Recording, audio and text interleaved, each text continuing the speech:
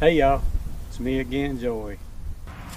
Well, ready to let them loose? Yep, that's it.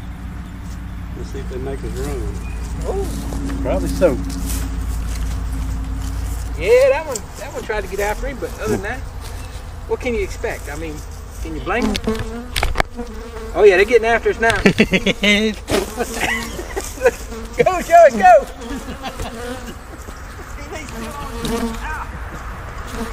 They mad.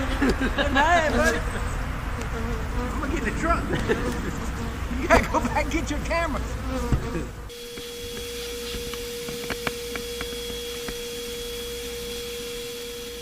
But also, just get as many as you can off the one next to it. Get out.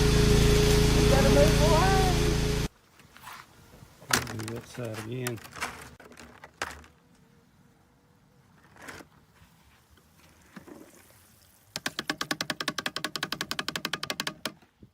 Y'all ready? Let's get started.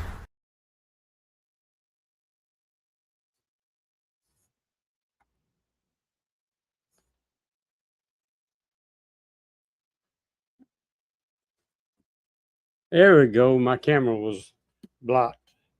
Hey everybody. I hope everybody's doing good over in the chats. Been running a little behind here the last couple hours, trying to get things sorted out.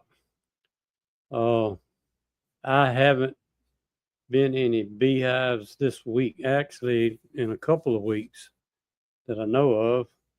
Don't have much to talk about. I'm hoping somebody in here does. Let's see who all we got in here. Jack and Danae, Wildwood Honeybee Farms, Mac Apiary Bees, Tom, Tar Heel Beekeeper, Jay. I don't. You're gonna have to tell me how to pronounce that name. Stephen Rogers, DC, Keith Spillman. Let's see who else we got. Jonathan Stevens, Old Glory Bees.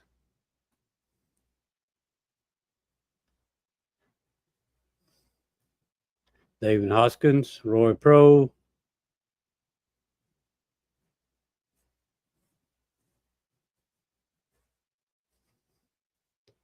I hope I didn't skip over anybody. Every time I do this, I find somebody I missed. I guess everybody's hearing me good. I didn't even hook my mic up today. I'm just using the computer mic. Russell Amon, hey.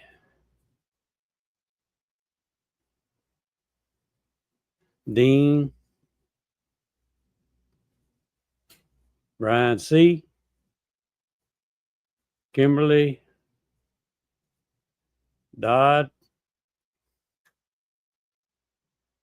Ryan Baker Bees. I think I got everybody there. I do have the invitation link pinned to the top, or at least I think I do. So if anybody wants to come on in, we'll get something started. We'll talk about it, whatever it is. I don't know if any of y'all saw my video this morning yet, but that if I'd have just had to drive a few more miles after that smoker had fell over, I'd have probably had a big flame going on in the back of that truck. That was kind of scary when I got home, found that. But I'm about ready to pull honey. We've been away at the campground this week trying to fight the heat. We've enjoyed it regardless of the heat, but I came home just to do this live. Didn't want to sit outside in the heat to try to talk and maneuver around. Had big fans running. Plus, when it gets dark, them alligators can sneak up on you too. I guess my bees are doing okay. Like I say, I hadn't looked in them in a couple of weeks, but I will be pulling honey. I'll probably try to go ahead and get started in the next few days, pulling boxes off. I passed through the main yard this morning, had a bunch of bees hanging out on front. Nothing to do.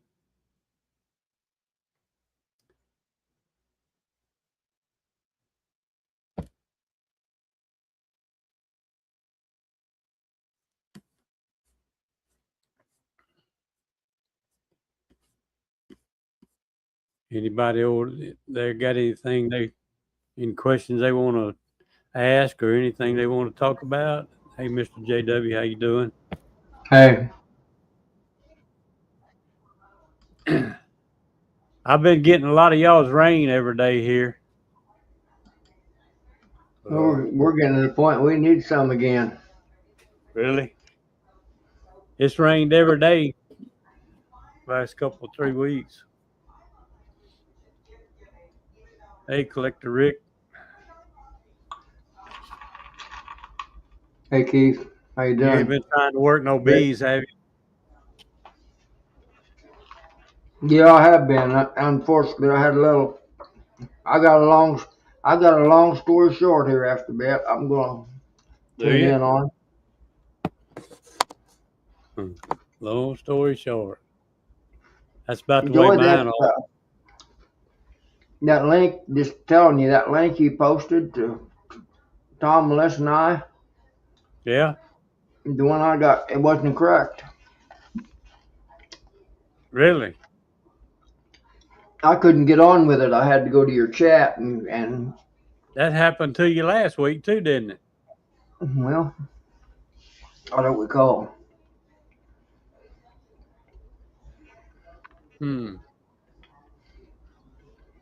It's supposed to be the same link I posted here.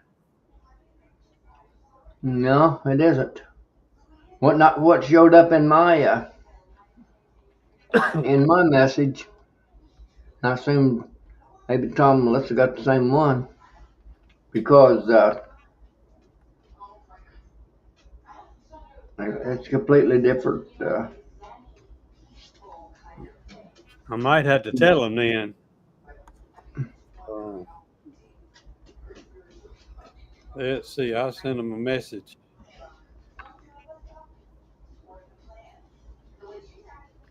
See what it's showing, but I couldn't get on with it. The link, that you had posted on through the messenger.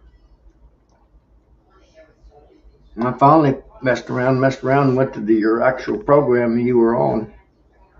That's the way I got on. Yeah.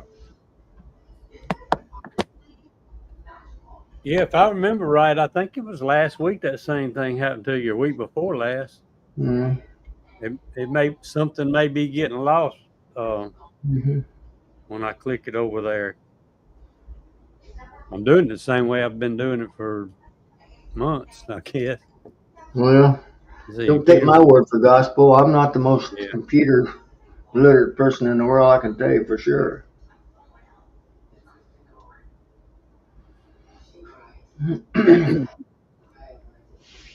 Did you see? I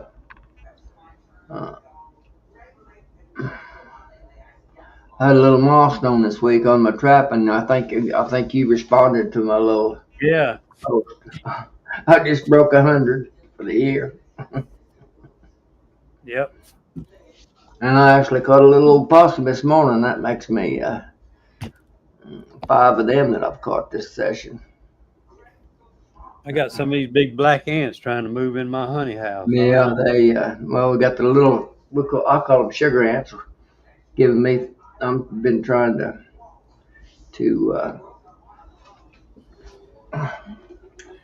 cream some honey, and that's you turn up. That scent must come out in the air. Them little old black ants show up. I've tried it in 3 different places, and they showed up every place I've tried to do it. Them little tiny, I call them sugar ants. Yeah. Coming to that. I guess they smell the scent of that honey. I don't know. Yeah. I My hadn't wife's had got any our of them. house. I hadn't had them come in here. Every now and then they'll try to come in my kitchen area of my house, and I had to do a little spraying to get them out. Well, the wife run me out of my house, making it in my house. So my son lives out at the farm, so I took it over here, and he run me out. So I've got it in my in my extracting building, and they're coming in there. So I don't. Jay's got a question there. Has anybody else been finding cap fermented honey? There's 2 people in our club, last year and this year. Actually, one of them comes on here a pretty good bit. So, he don't know what's causing it, but he'll find certain hives. I'm not sure if it's a certain location that it's happening in or what. But he had last year and this year. Mike Berry found some last year too, and I don't think he ever figured out what was happening with it or what made it do it. I don't know, Joey. I'm kind of stumped on my operation. I'm not. I've looked and checked and scratched my head. And Yeah. tried to knock my brain the whole bit. My bees aren't suiting me. But I don't know. Hey Lee. Don't know what to do. What to do about it? You know, Yeah. I messed up big time this morning. Almost ashamed to tell it, but I'm going to tell it here after a while. But I've got my I kind of call it experimental yard. It's not my production yard. I've got a yard. I've got 27 hives in it. I had a queenless hive out there. It's a double deep and was pretty strong. A month ago anyway, or 2 or 3 weeks ago, last time I was in them, pretty strong. I popped them open, they were queenless. Took down to it, and I had a resource hive over there, so I thought, well, I'll just pop that resource hive into that queenless hive.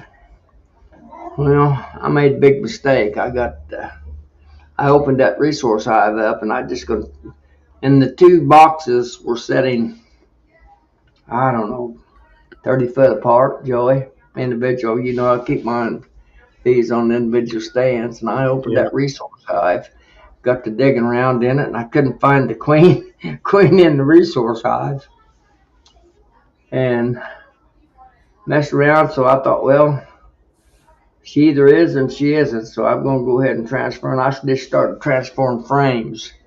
You know, when the resource hive was a 5 frame deep with a 5 frame super or medium on top of it. So I pulled that super off and looked through it real quickly and looked through the deep, and I couldn't find. There was brood in there, cat brood. I couldn't see the eggs. I didn't have my glasses. I looked for that. You're still talking about the resource hive, right? Yeah. Okay. And I couldn't find my glasses, so I wasn't sure there were those eggs, but I had cat brood and plenty of resources in it. And so I thought I'll just transfer frames at a time, because I was transferring from a 5 frame into an 8 frame in deep. I opened that 8 frame up and it was a double deep with a medium on it, and I set the medium off and I set the top deep off, and it was practically full of honey. Some of it, about a third, probably a third capped in the top box, but there wasn't a thing in the bottom. So I just started transferring frames out of that resource hive over there, and I guess that scent out of that honey hit the air, and I had both those hives opened up. First thing I knowed, I had about 500,000 bees coming out of those. There's 27 hives in that yard, and I think 26 of them, the bees come out there robbing.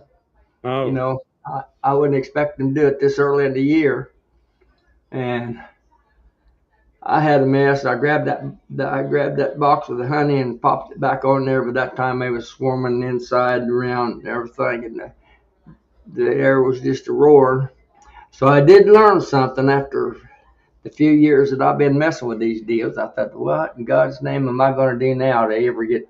I've got a real mess. I got 2 hives opened up, and everybody in the world is wanting to rob them. And what am I going to do? So I jumped in my little old buggy and run back up to my storage shed, and I grabbed some BB Gone, or Be Quick Yeah. fume spray, and I went back there and I sprayed that hive down inside and out. With that BB Gone, them bees started settling away and started leaving them robbers. So I went ahead and put the feed board on the top of it and just left it on there. And they settled down and quit robbing after about 45 minutes or an hour. So that might be something for somebody to try sometime if you're having trouble with robbing. I just did it as a last resort because I was in a mess. I don't know if anybody else has ever. It slowed them down. Yeah, I don't know to do it every time. That's the only time in my life I ever done it. But I was in a bind. I thought, what am I going to do? I ran up there and got that Be Quick and I sprayed. And I sprayed the outside of the hive, inside and underneath it and all around, And they didn't like it. And most of the robbing started gradually slowing down. I went back out there and about, hour and a half later, and there was still a few robbing around, but not to any extent at all. I just did it out of necessity, trying to slow things down. It worked. Have you ever had anything like that, or ever tried anything like that? Not exactly like that. I have, I have had robbing get started, but most times I know when not to be pulling a lot of honey or breaking any capped honey open or slinging it around. But Hey, it surprised me. I wasn't expecting it because I still got some flow going, but it's starting to slow down. But I ought to spelled a rat. Yesterday I added some honey to my bottling tank, and you know how to foam up on top or a little bit, and so forth. And I took some saran wrap and got that foam off of it, and I just took it out there, had a tree stump, and I just laid it on that. And I mean, within 15 minutes, the bees are just all over that stuff. And I don't know. We've got seemingly got plenty of flow going on, but I don't know. My bees just aren't acting right. It's kind of odd that if you got a flow going that they would do something like that. That's what I'm saying. It surprised me when they started this. I thought, what's going on here? I started hearing kind of a roar, and here come the bees. And I'm not kidding you. I had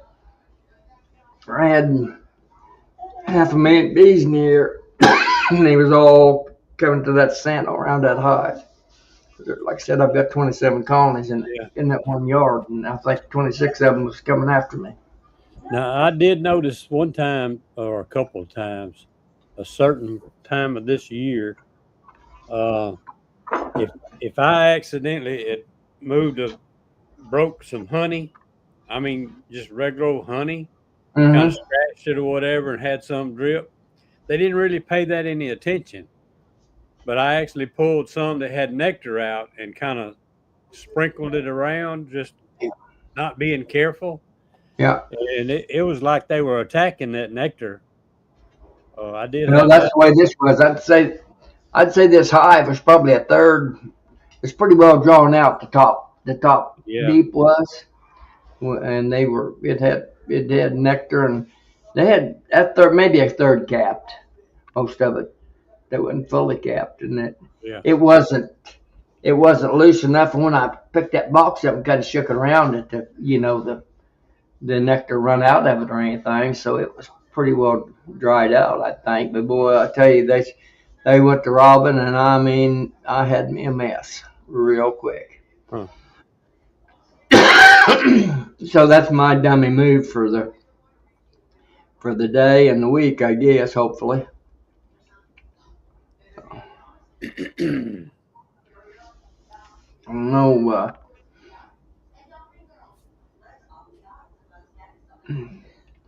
Anybody's got any ideas about what I did wrong?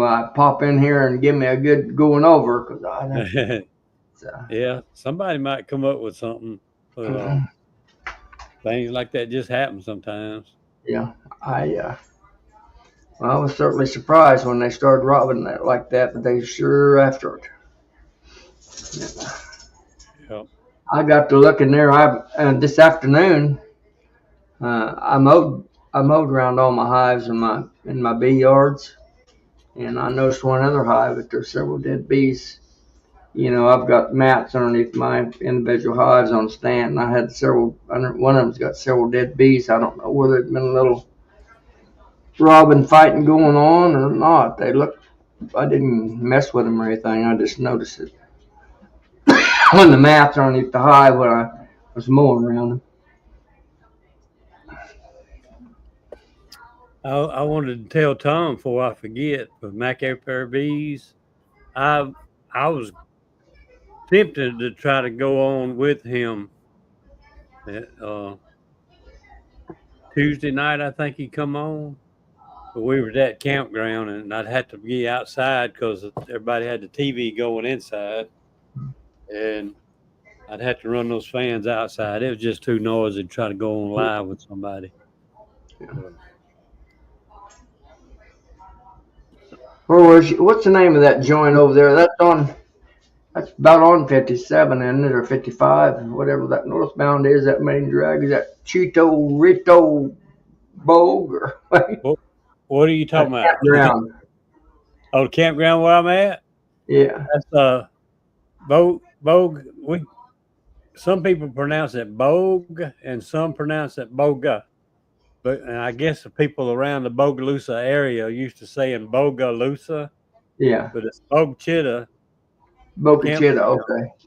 And I've been by there at the sign. It's on 25, just south of Franklinton. Yeah. Is that where when we were down there in January, and that's where Mr. Ed said he was, or Mr. Ed, where Mike Barry said he was staying over there that weekend or something? It could have been, because he's been there a couple of different times in the last few months. And I remember going by the sign on the highway. I was thinking it. Yeah. Wasn't too far Y'all off. come down again, I had to take y'all for a ride through there. Yeah. It's kind of pretty place.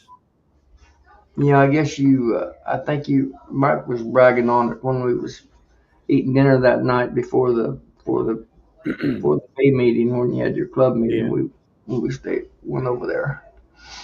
But it's Boca, yeah. Boga. Let's see how it spells. Okay. I knew it had a boga in it, or boga in it, but I didn't know what the. It's Bogue. Yeah. Bogue. Some just like one sentence Bogue, but some say Boga. Chito, Chitto. This is Boga Chita tubing, but that's that ain't gonna work Boga there. Chita. Okay.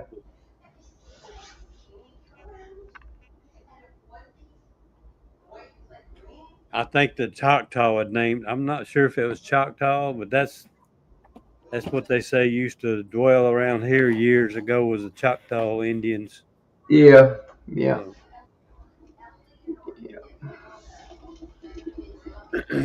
Hey, Nancy. Let's see what she's got. She posted something. Oh, she was concerned about the BB going, what would it do to the brood? I could have cared less at the time. I was just trying to get the bees settled down. Yeah. I was having trouble. The hive was queenless anyway, and I just trying to get it straightened up. And then when they went into the resource hive, Yeah. I'm not sure it had it had queen. So I don't know. Just another dummy senior moment in my world, I guess. That's all I can say. But I was sure wasn't expecting the bees to swarm, I'll be honest with you.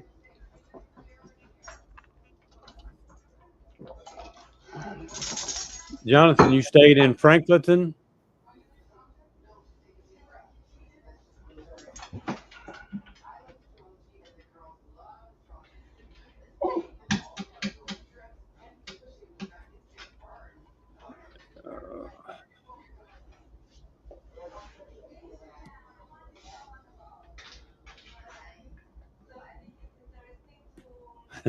Or Yeah, well, Bogalusa, where I stayed at. okay, Bogalusa, yeah. Yeah, well, see, there's in Bogalusa, it's Bogalusa, Mm-hmm. and they got a Bogalusa Creek, and it was called in some places Boga, and in other places uh, Bogu. So who knows how it's really supposed to spell? I don't think nobody really knew how to spell it. Well, that's all. That's Yeah, all Cooness country. They don't talk real English anyway. That's that yeah, broken yeah. French stuff. But that, I yeah, can. Bo, and a lot of people reason they call it Bogachita River uh, is like I say because they're used to saying Boga for Bogalusa, but it's two different words, Boga and Bogue. You know, it's two different words Yeah. totally. But they get so mixed up here. That's all these rednecks around here. All us rednecks just we ain't got about 3 words we say right. Yeah. Hmm. Oh, you get on down there around. I call it Lafayette. Yeah. Them dudes down in there. I can hardly understand them. They might as well be speaking Huh. Russian to me. I couldn't. Yeah. My my foster brother I had a foster brother that lived with me a few years when we was kids.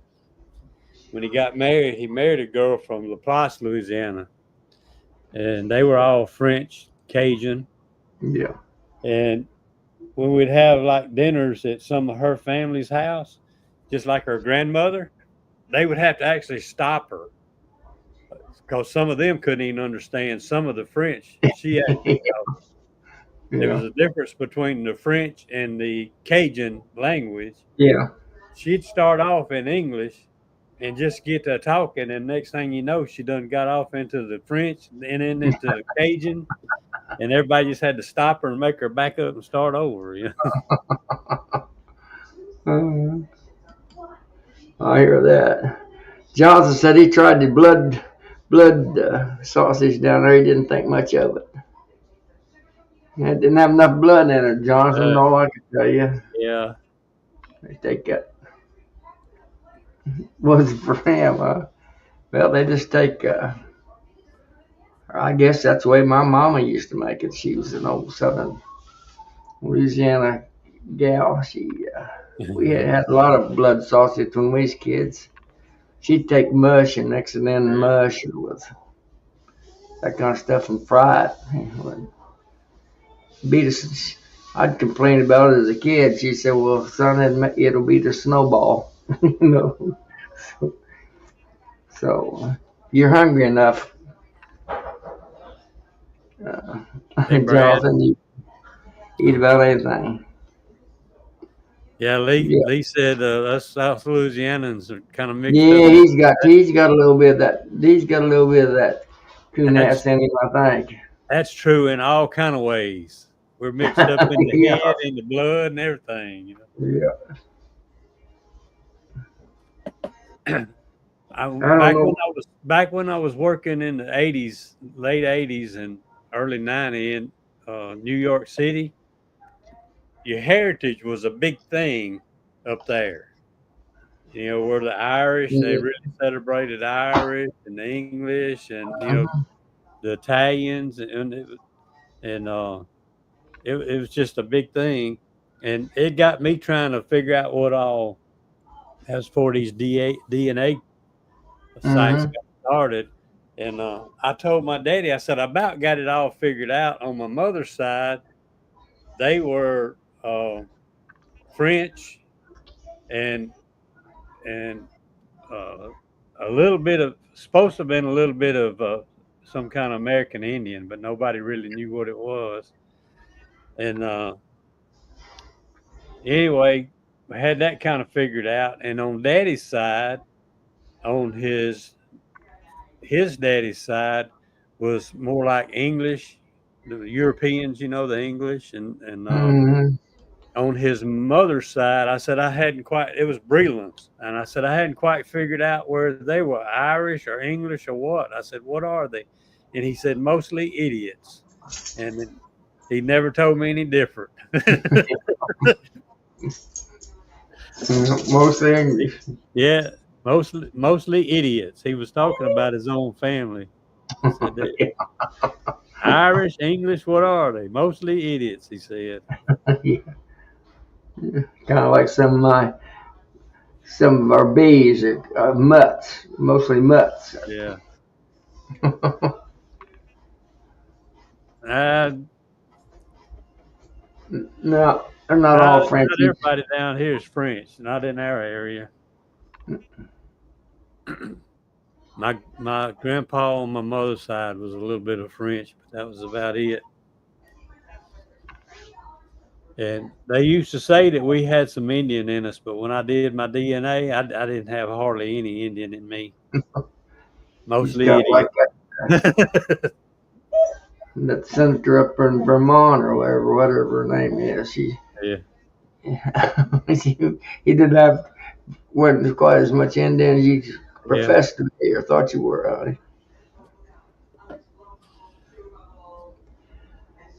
Maniti Bayou, y'all pronounce that one for me.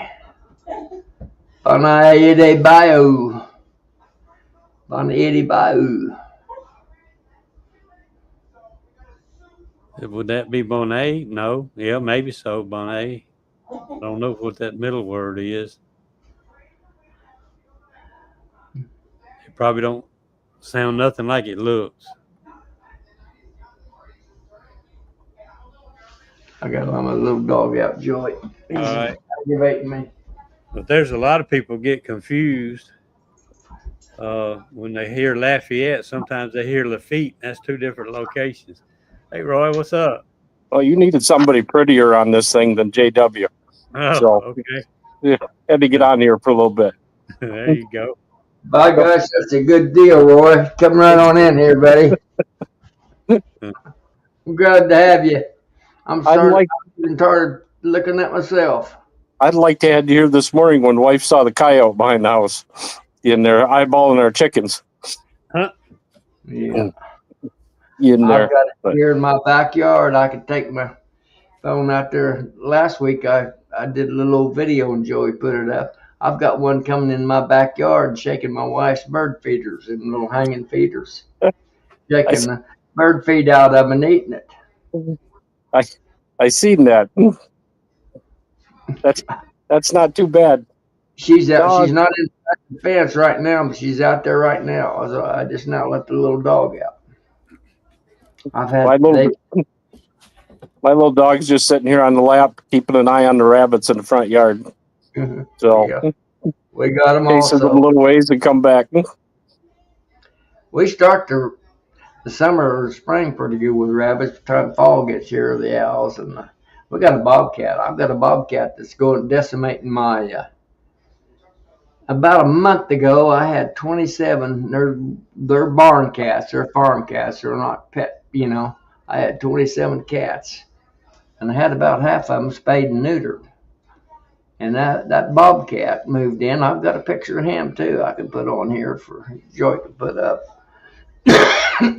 And he's getting a cat about one a week, and I'm down to I think 9 from 27. And that bobcats, they just that bobcat's getting them. I guess, and they feeding little ones. I suppose they got little ones now with them, but he's decimating my cat herd, which I really don't care, other than the fact that the kittens. I hate to see the baby kittens go, but they'll have more, I'm sure. But I've got a bobcat that's eating my farm cats. I was out checking, make sure all my queen cells took, and I had one laying worker I had to shake out, and you just don't realize how many bees are out foraging until you break that colony down and they hit the next one right beside it to come back. The whole front of that double deep was just solid with bees flying back. So it rained every other day up here, it feels like. So, but they're still bringing in nectar. We was, Roy. Now ours is all kind of slowed down. And we could actually use a good growing shower right now. Our ground's starting to dry out a little bit, but we had solid rain there for a while. I thought that's half what's wrong with I'm just not satisfied with any of my bee. They just I don't know what's wrong with them. They seem healthy, but they don't seem enthusiastic about their work. They're going about it, but they're not. I don't think I'm going to have the third or half the honey crop that I was anticipating. I usually have. I had just about 50 hives coming into April, and I lost more than 60% of them in that last month in there. Plus, I had to fill Nuke sales, so I was robbing everything. Yeah. I've got probably 20 back up to 25 decent hives now in there, but I don't think I'm going to get much of a honey crop. Yeah. I'm just going to break up for bees and get ready for Nuke sales next year. Yeah. That's all you can do, if you're interested in going there. I've got a pretty good honey business, I'd like to have a little honey to, put out for my customers, but I can live without it, I guess. Yeah, my door sales I got one barrel and I think a third in the other one left from last year, so I should get through this year, but I just like to keep the porch customers coming back. Well, that's me. I don't have a porch, but I've got a little old, uh, honor system sell, where they come and get honey out there at the farm. But I've sold 1,400 pounds. They just come, leave the money, and take the honey. So. I got to find out where you have your box so I can just come grab the honey and the box. That's how the other guy does. I've got a coffee can there. You just help yourself. Everybody else does if they so incline. I keep $50 worth of small bills in the coffee can. That's my safe. Huh. Do y'all understand what Mike's asking there?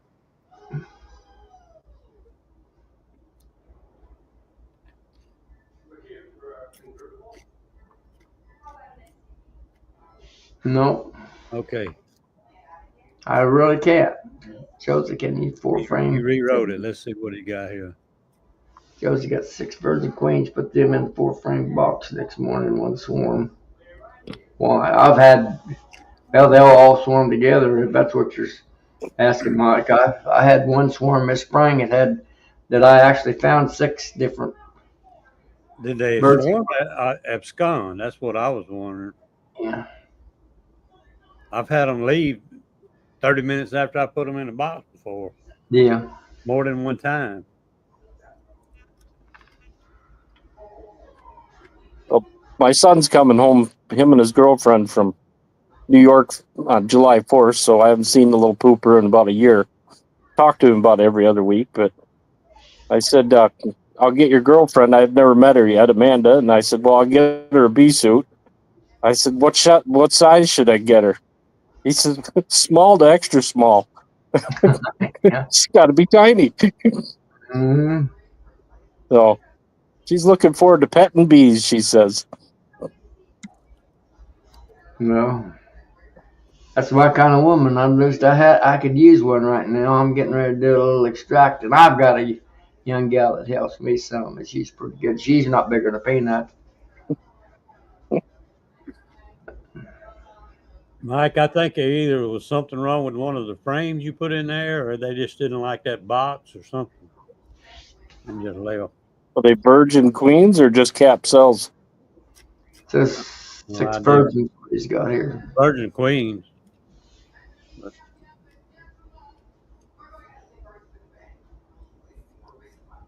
there's no telling. That's something I can't answer. The why part of it is anybody's guess. I'd say why they done it. It's kind of like figuring out you. I've had the same woman for 60 years. I'm still trying to figure out why she does stuff. That's kind of the way with the bees.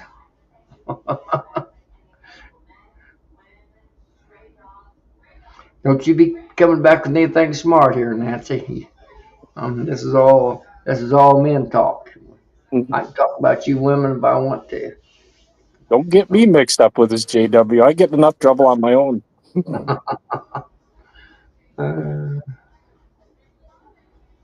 Yeah, Nancy No, knows. just Nancy out knows back I'm in, so lonely. just out back in my second yard this morning, poking around, and my Jack Russell climbed onto the hot wire one too many times, and she took a poke the other day. So she just sat up on the tractor seat, and then she says, "I'm good right up here. Do your thing." My little old buddy dog, he won't even come in the bee yards anymore. He's been stung enough.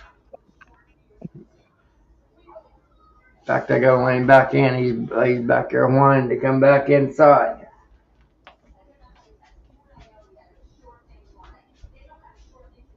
Joey, are you going to get much honey this year? Or? I don't know what I'm going to get. I'm hoping I get at least what I got last year was nearly 1,500 pounds. But I mean, if I get less, I'll be good with it. That's about all I can move anyway, in my little area.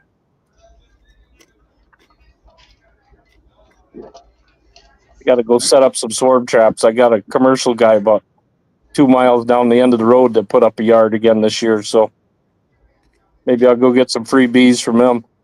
Yeah. They don't touch them. They throw a bunch of supers on them and they're gone.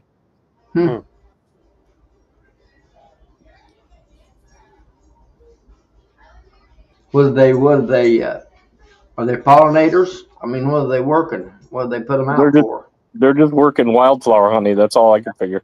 Yeah. In there.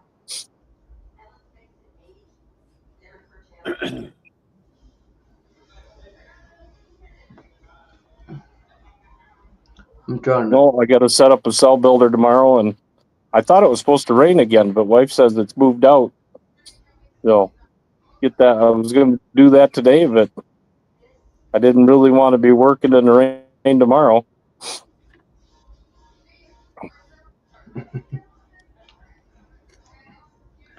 Do you have pretty good luck with the queens from now on, Roy? Getting them? Yeah, I can't. yeah, I've set them up. I've literally got dragonflies every place right now, and barn swallows and purple martins are around. I don't think there's any way I could get queens. I had pretty good success because the one yard that's on the backside of my property is right off of State 40 and an old mud lake, and I have pretty good success out there. So I was pretty happy with it last year before. I mean, if I graph 30 and I get 15, I'm happy. Yeah, sure. Me too. With that one. I mowed my 2 main bee yards today. They're at my main farm, and if I kicked up one, I kicked up 200 dragonflies there, out of the grass right there around my hives. All we've got is bluebirds around here right now. All the swallows took off, and oh, really? they're gone. Do the martins and the swallows really bother your bees that much? Me here? Yeah. Yeah. You talk to me, definitely Yeah. so. Them the Do little they? barn swallows, they're every place after bees. Hmm. Well, get that corn bagged, Miller, so I can come down and eat some. I you might have saw this, JW, but I think you were telling your story. You long story short. But I'm gonna go ahead and show this what Philip said, asked and told you earlier in the chat. I had it starred and I almost forgot about it. Well, I don't know, Rick. I didn't know. Yeah, I associate with them, but they're not near as high class as I am. I can tell you that, Philip. Them dirty side boys. They're on the dirty side of the, what do they call it, Father Waters of Mississippi. Mississippi. And there's Brad Hogg. Hey, Brad.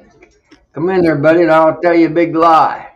He's been in for a little while. I've kind of figured he'd already popped in the chat. Oh, I We hadn't need seen. somebody a little higher up. Yeah, yeah, that's for sure. He's talking to Mark Missed Miller. that question. I don't make summer splits. I don't know. Not here. I don't. No, I don't either. Can't respond to that. Has anyone heard of Osage orange? Very much so, Kimberly. I've got gobs of it. We just call it hedge, but it's Osage orange. It's the ones with the crab or hedge apples on it. Yes, very much so. Kim Smith, she's up northern Illinois. Ask about Osage orange for. Do the bees work it? Is that what you're referring to, Kim? Brad's pulling a Todd. He's cooking supper. Yeah.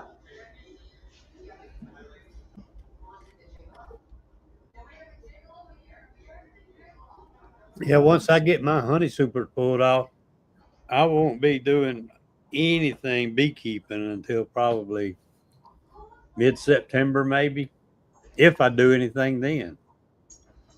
Yeah, I start feeding here on Yeah. most of my hives. I'll feed them some if I don't rob them clear down. I try to leave them plenty of honey, but I still feed them. Probably I got to shouldn't. start testing tomorrow for mites, and if I need some formic on, I can put it on this week. Get them down. I've got the formic, but we've been in the 90s all week here. Yeah, we're back into normal Michigan. You know, I'm going to be in the 70s.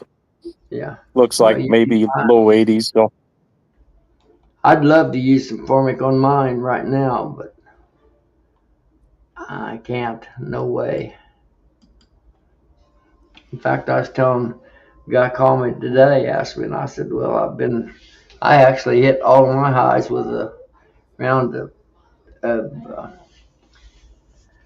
oxalic acid vapor here in the last day or two. I'm going to give him 2 or 3 shots of that, and then I made some, or one of my friends made some, the extended release, made some pads, the oxalic acid extended release pads. I'm going to stick some of them on my eyes. well, I've got a few of them I can OA. She just started laying good, so I'll give her a few more days before they cap them, and I'll hit them. Yeah.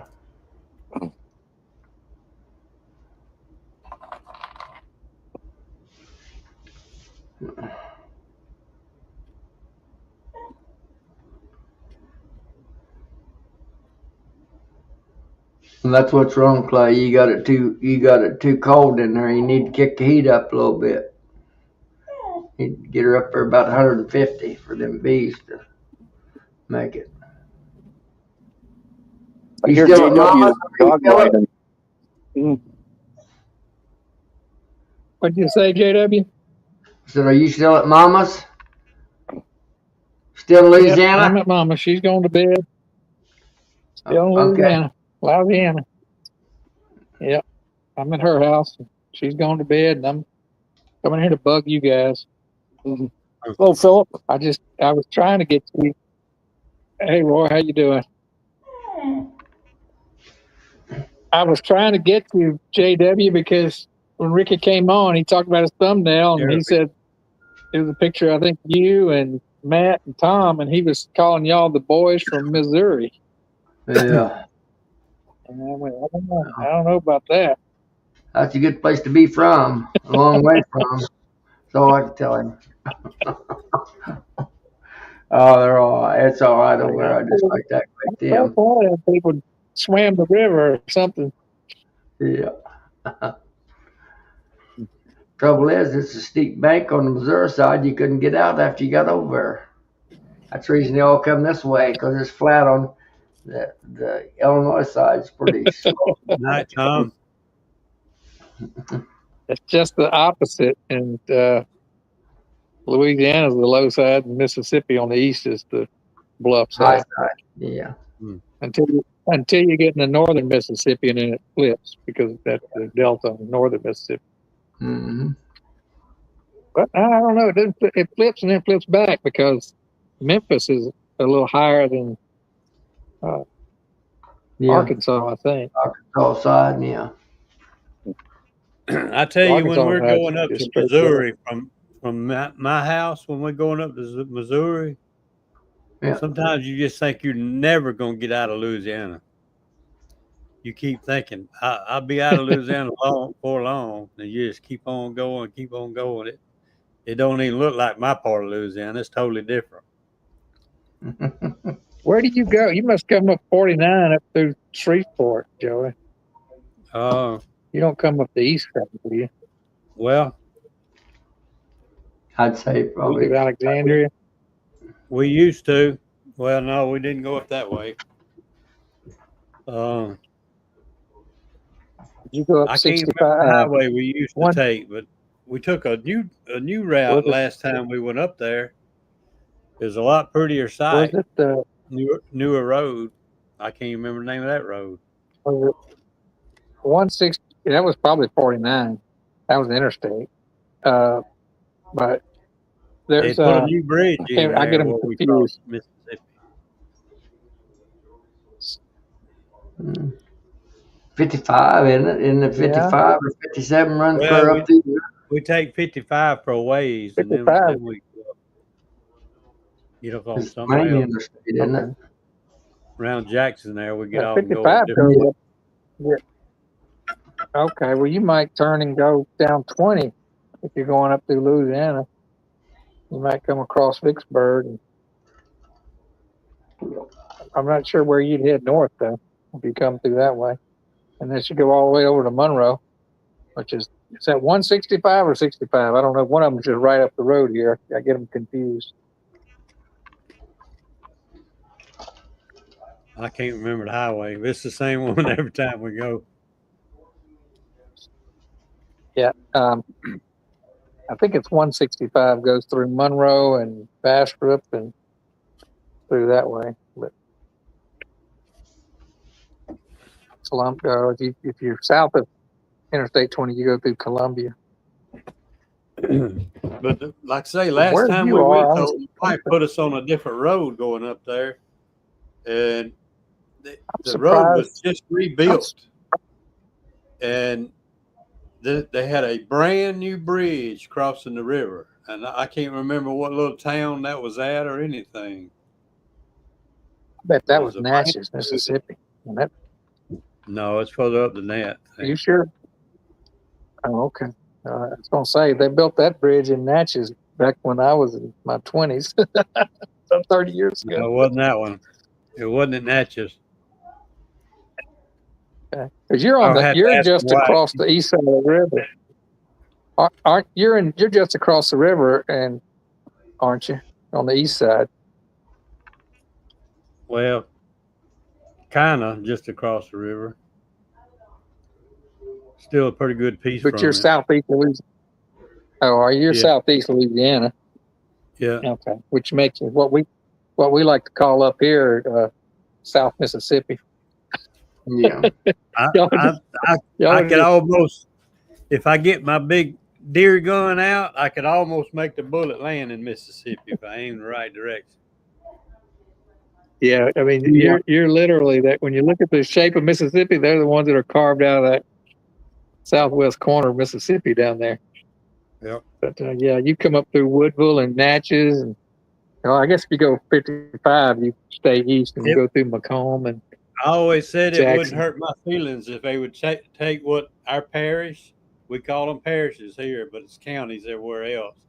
Right. If they just took that whole parish and let Mississippi have it, I'd be tickled to death. That'd be fine with me. You like we are with Chicago up here, you support New Orleans. Russell's got that would be an improvement. Joy, we might address a little bit. DC, it's at 65. I don't know. I lost it. I'd have to get 825. DC's got drones from different hygienic hybrid hives be breeding with the queens I'm making in New York. I know the book says, but New York. I'm going to say yes, but am I an expert DC? I am not. My opinion is yes. You see what he's saying, Joy, about drones? Yeah, I just had it up there. I don't know. I'm going to say I kind of hope not, but I don't know for sure that they don't. I'd say they do. I don't think Mother Nature's got any laws against inbreeding of any kind. If it happens, it happens. That's my opinion. What do you think, Roy?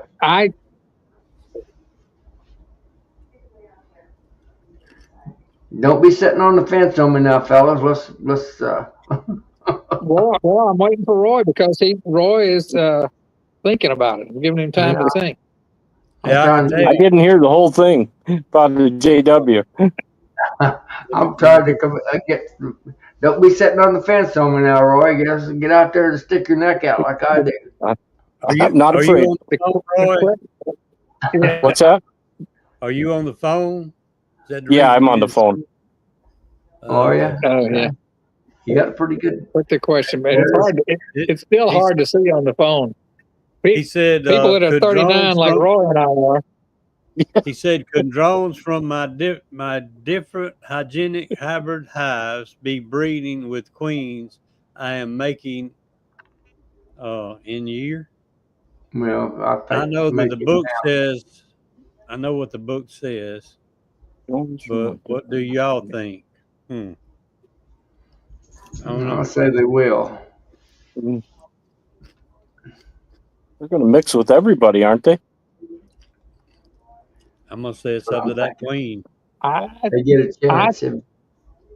I think, here's my opinion. We're not supposed to anthropomorphize. I can't even say that, such a big word, bees. But I think they're going to take the best available option, which they would rather fly a distance away and mate with other drones. But if they don't have that option, they're going to do like people from Appalachia and mate with their cousins. Oh, he's saying about mating in the close to the yard? Yeah. Well, that's kind of what his bees make his bees. Yes, that's what he's saying. Yeah. Brad says this year's drones come mostly from last year's queens, at least in his climate, and that's probably true here too, or anywhere else.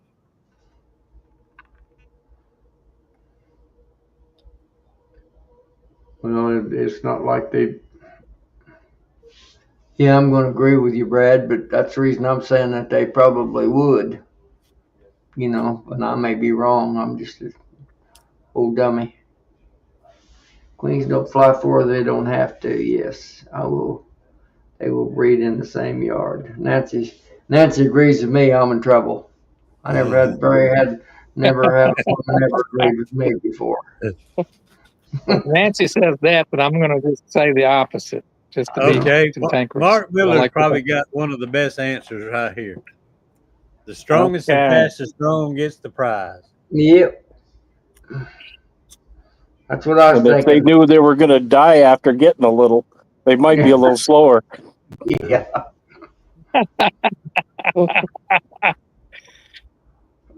So when I start wondering about nature and things like that, I'll tell you something I saw today just flipping YouTube. And this was about winter in Alaska. And two things struck me. First one was there's a frog called a wood frog that freezes solid in Alaska for 8 months. And it thaws out and moves on like nothing ever happened. Its heart stops, everything stops. It's a block of ice. It's got something in its kidneys that keep the cells from breaking down, but the water around the cells freezes. Okay, that blew my mind. Then they started talking. Now, Philip, I may be Go ahead. totally wrong, and I'm probably going to really stir up a bee's nest withstand this, but I think basically all frogs are kind of that way. I mean, your frogs here in this country, when it freezes, they'll freeze right. I've dug them out of ditches, and they're just there. They bury up in the mud, and it'd be. Don't you think so, Roy? Don't you know what I'm talking about? They're the pond across the road that I grew up on until it got sold, but that froze right down to the bottom. Dad dug it out years ago with a crane, but those frogs just burrow in, and 2 foot of snow on them or 3, and lots of ice. Yeah. Then all of a sudden, here they come. All frogs are basically that way. That's co-natured. Okay, and now the other thing that blew my mind was they always said when I grew up here in Louisiana, if we had a mild winter, they would always say, "Oh, the mosquitoes are going to be so terrible because there was no freeze to kill them all." Did you ever hear that? That's all baloney. Did you ever hear that, Joey? I've heard it all my life, And but then, I know it ain't so. That's Brad Hogg up there. They showed that. Keep talking. They showed a mosquito out popping out of that water after the ice thawed in Alaska.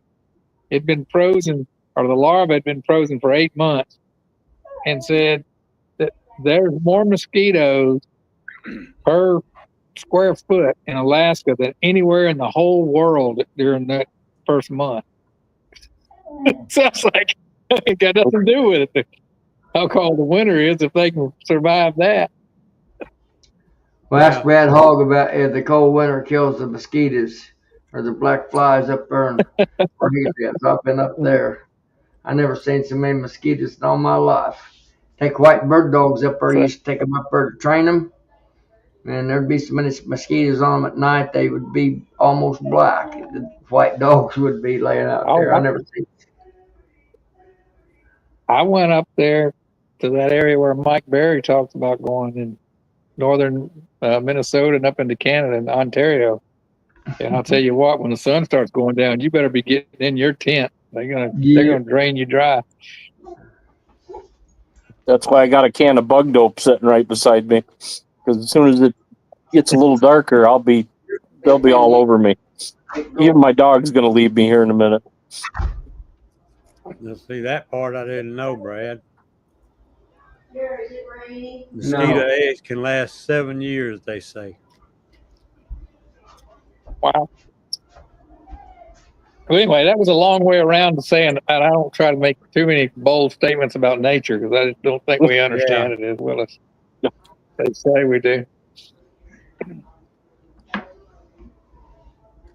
But I would like to really argue with JW. Just they don't have a good standing to do it at the moment. Just dig your heels in, bake something up. I'd rather switch and fight anyway. I just like to throw it out there to see what kind of comments we get. I had a raccoon run across the end of the driveway to the other side of the field the other night. I looked for a yellow stripe, but nothing on it.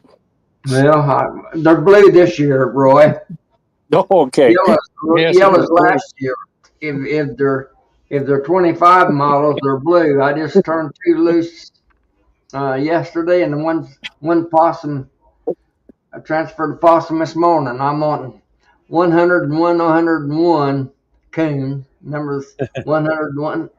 Well, I didn't realize how fast they could run when they get going. That surprised me in there.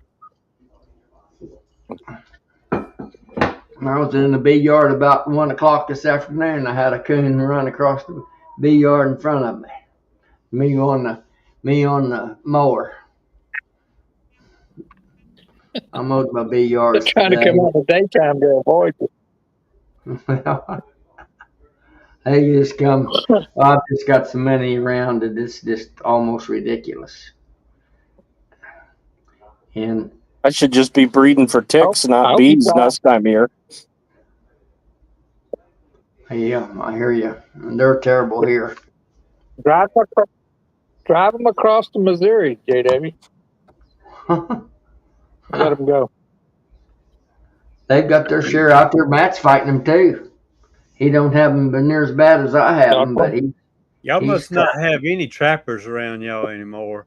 Well, they don't. The hides aren't worth anything, Joey. Yeah. Nobody traps them, and even the dog hunters, they don't kill them anymore. You know, they're gonna have to, before it's over with, the state or federal might have to put a bounty on them. Well, what happens, Joey, is usually on the coons, when they get too thick and they're just about that stage now, I'm going to predict that then they'll get distemper, go through them and clean them. Yep. Nature take care of them. So where's everybody stand for the Expo? I've stayed at Fairfield Inn there. It's that's where I usually stay.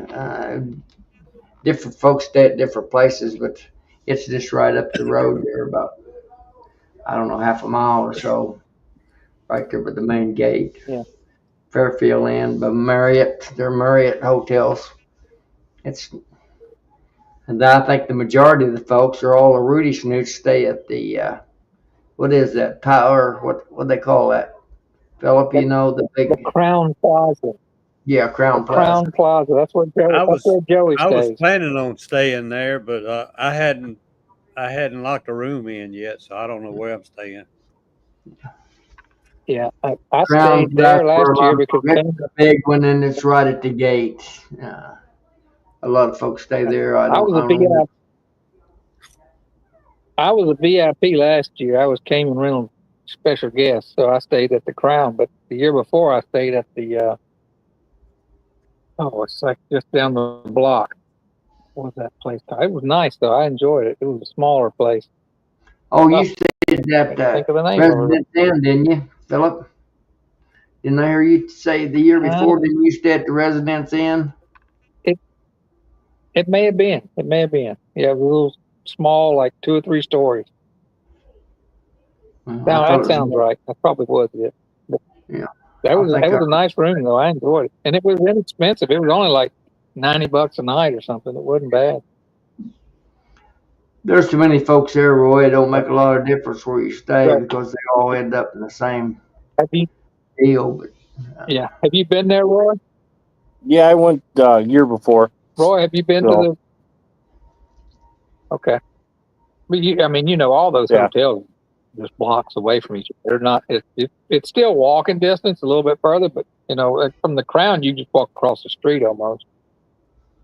Yeah, that's where I stayed the year before, and that was nice because I didn't have to drag my trailer back and forth. But this year is just gonna have the Subaru, and whatever I can fit in the back will be it this year.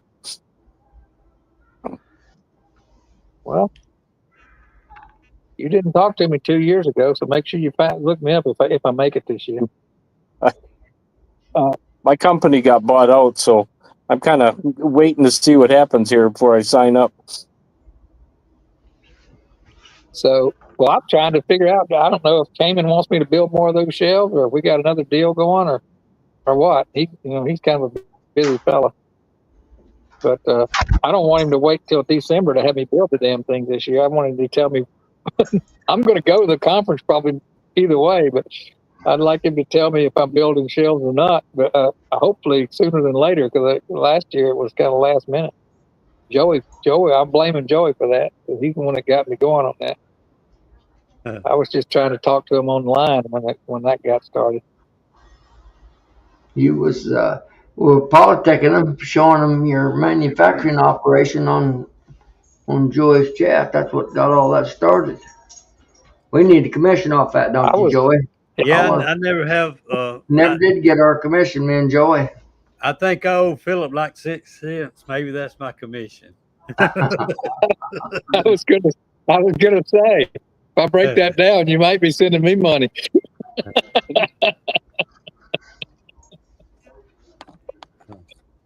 Yeah, that's good. That was fun. I was just on there, and then Cayman came on and talked for like 2 hours while I just listened.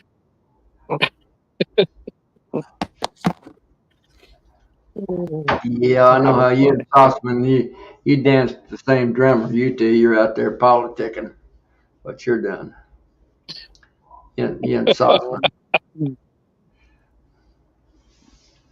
Well, how much Capel honey you going to get this year? Well, I have collected 92 pounds so far, and I'll be happy if there's another 50 or 60 on there. And that last year I only got 145. The year before that I got 245. And well, then the real disappointment is down at Richland. I've gotten 10 pounds, where I got 670 last year. So yeah, let me tell you the story of my whole beekeeping. This is pretty sad. I had about 20 colonies and got like 1,000 pounds, and then so I increased to like 32 colonies, and I got 800 pounds, and now I've increased to 55 colonies, and I've gotten 200 pounds, hoping for 300 or 400. Something's not adding up for me. Yeah. I'm getting more hives and less honey. Well, that shows you. If I get enough hives, I got a gentleman that about 4 miles away from me that wants a yard in there, and then I've got another one about 3 miles to the south of me. So I was planning on moving some bees this year, but that didn't quite happen. They did not cooperate. You said you had 30 right now? I got 20. I got 24 right now. Yeah, they aren't strong enough to make honey. I only got a few of them that are back up again. I had to rob every bit of brood and everything I could to fill Nuke orders. I felt pretty comfortable in April, then they turned around and bit me in the shorts. So kind of knocked everything back. I'm glad. I wanted to sell 10 Nukes this year, and I'm glad I only sold 3, because I would have been hurting the bees if I didn't. Yeah. And I say that I wanted to go into winter with 70, and I felt like I needed to get to 80 to go into winter with 70. But right now I'm just like 68 or 70, and I'm going to feel pretty good if I go in with 60 to winter. But I did pick up like 2 pollination contracts. They're right there side by side. I wanted to pick up 3 of those. So I need about 10 colonies per pollination contract. But I'm going to lose money this year just because I don't have enough honey to sell. Honey's the real money maker. Yeah. But, I got, oh well, it is. My plan was to go into about 125 going into this fall until overwinter. In there, I've got all the equipment in the boxes all ready to go, but I've never had this big of a loss. It's been 5, 10, maybe 30% one year, but this year it caught me off guard, and I'm just not quite sure. I know I had some high mite loads, but 50 to 100. Yeah. Yeah. I work full time, You so wanted to go from 50 I got it to broke up. 125? What's that? You wanted to go from 50 to 125? Yeah, I want enough so I can get some nuke business in the spring. I could have sold everything I could have got my hands on this year. Pretty big demand for overwintered nukes. The couple that I sold to this year bought from 2 different commercial outfits, and they've had problems with both of them. You know, I think they're bringing them up here for pollination, and they're jamming a queen in there, and then they get them home and it's released, and don't know if it's even a good queen. They've called me twice for a new queen already, but in there, I just can't help them out. Yeah. I keep asking them, was it I mine? used to Nope. when I was when I first started, I kept thinking because I listened to Bob Benny and he would talk about how you can scale 3 to 1, which is true in my mind. Is true when you're small, but once you get to about 30 or 40, I try to get like 20 a year, and that's about as good as I can do. And try to sell a few nukes too. You know, if you were just not selling any nukes, that wouldn't be too hard to double. Yeah. If you're selling any nukes at all, to me, growing by more than 20 is a little bit tough. Who was that joining? I got a pretty decent system, so we're keeping up on things. But I'm going to hop off now that we got another smiling face because I got to go lock up some chickens in there. I'll listen in the chat. Good talking to you all. See you, Roy. We finally got somebody that looks better than Joe. Hey, how's everybody doing? Good. See you later on. Can y'all hear me? Yeah. Okay. Yes. Is everybody as wore out as I am? I'm sitting here talking to you and I'm muted. I said, you doing okay? Oh, yeah. I'm just wore out as usual, burning the candle at both ends. Yeah. I wore out several years ago and I had never got any better. Yeah, I like to stay busy. I mean, I'm just a go-getter. I don't like to sit still. The problem is I'm getting older and it's starting to, I'm still young compared to some of us on the chat, but, you know. I resemble that remark. He's talking about us, JW. Yeah. Us. There we go. It's just trying to come in and out. You know, you got these longer days. I kind of wish they'd leave the time alone. You get these longer days, you know, it's daylight, man. Don't want to come inside. Yeah. It's just keep getting. I'm the same way, Jeremy. I hate it. Yeah. And my wife's all the time, you got to come in. Just come in. I've been out there so late. I have a headlamp on. She's like, and then of course, got to be at work at 7:30 in the morning, you know? So it's like, anyway, but finally got some honey pulled the other day. It wasn't a good year for me. All the rain, but it is. I'll take what the good Lord give me. I ain't gonna complain. Yeah. Is everybody ready for the expo? Pretty much. I got my tickets. I just hadn't got my hotel yet. I was looking at the hotel block. Me and Chris get a report once a week, and there's still availability. I mean, there's a lot that's booked up, but there's still some availability. I mean, like the pickings ain't slim just yet. So, but I wouldn't wait around too much longer. You know what I mean? Yeah. But are you talking about it just the Crown, or are you talking about everywhere? I'm talking about everywhere. Yeah, we're linked in with the Louisville Tourism, and instead of trying to individually call every hotel, we contacted Louisville Tourism, and then they have all the contacts at all the hotels. So they linked everything up.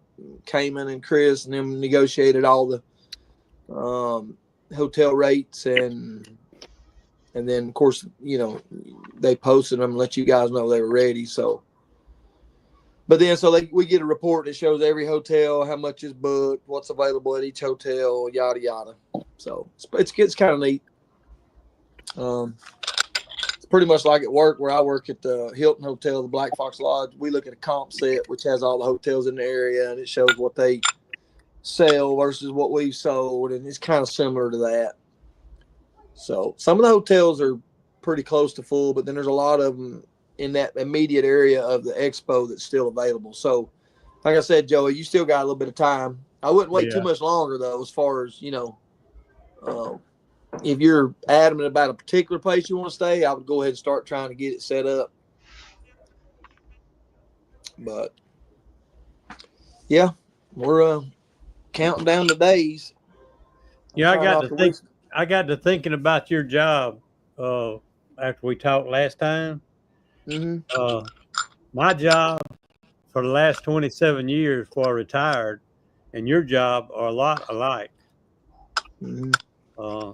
I was a maintenance director for the prison. Yep. That's a huge responsibility. Yeah. Yeah, see, it's all doing boss, about the same thing. Yeah, my boss is director of engineering, corporate director of engineering. Yeah. I'm just the chief facility maintenance manager. Maintenance, it's chief engineer is my title, but it's chief facility maintenance manager, engineer, whatever. But they tried to get me to be like a regional, like they've inquired about me if I'd be willing to travel, whatever, because we do such a good job at the hotel I'm at. But I got a great team, you know what I mean? Like, and I may have said it before on here. All my guys are over 50. Nothing against the younger people, but hey, they're there every day. They always got a good attitude. We talk as men. We go in the office if we have something, we're trying to, but I don't have to worry about nothing, so, but not only that, I don't want to travel. I don't want to travel around. We got hotels in Florida. We got one at JFK. We got them at Nashville Airport, Oklahoma City. They're all over the place. And I'm just, I'm good. I'm happy. I started traveling, dealing with a bunch of yahoos. Yeah. You had to keep going around and around telling them what they're supposed to be doing or need to be doing. And there's nothing worse than trying to hold the hand of a grown man. I mean, and then the ones that get hurt, their feelings hurt because I'm really direct and straight to the point, sometimes to a fault. And then I always have them tell me, some of my bosses, like, you're too abrasive. I'm like, buddy, I was raised in Northeast Mississippi. You had to be abrasive. Because when they drug you across the asphalt down there, you had no choice. So most of my life's been in East Tennessee, but my roots started in Northeast. Of course, this is home to me. I've been here for 40 plus years in East Tennessee. So yeah, I don't even when I go to Northeast Mississippi, I don't even recognize it. I just, but you're talking about wanting to be part of Mississippi. They just eliminated their state income tax. You see that, Joey? Yeah. Yep, they sure did. They're going to get it somewhere, though. Oh, yeah. I was talking to my mom. I was telling my mother, I said, get ready to start paying more in property tax. Now, Mississippi, actually, I don't even know if she paid because I think when you're over, she's 76. So she might not pay it anymore. Because I know over a certain age, Mississippi, they actually don't make them pay property tax anymore. I think that's what she was telling me. I've never heard of that before, but if a state was going to do it, it'd be Mississippi. So. Now in Texas, once you get to 65, they freeze it. Really? Okay. So it don't go up. It just, you don't pay any more. Okay. Yeah. I don't know. Maybe that's what unless you make improvements, like if you add on to your house or build a house, or then you got to pay market value from then when you do it. Or if you sell your house and buy a new one, you're going to be paying that taxes based on what you bought the new one for. Okay. But if you've been in your house for a while, they lock it in at 65. Oh, okay. Don't let them know you. Let the outside get run down. Just fix the inside. Yeah, I know. We our property tax went up here. Showed up. I know that's right. Get her done. Mississippi is number one. That's right. Yeah. Number. I'm just trying to I figure thought out it was. in I what. thought Hey, but Randy, it in was. what? Because oh, look here, I the was better going to half. say it was. Yeah. Yeah. Our property I tax thought he went was up going to say last year, number. and then they just passed it to go up again this year. We're like, what? So anyway, yeah. What's happening, Melissa? Hey, Nothing much. Busy day. We had markets. We had 2 markets today, and it was hot outside. Yep. And neither one of them were just, oh my gosh, we did amazing at these markets. It was just, I think the heat. Got to do that again. Kept people away. Yeah.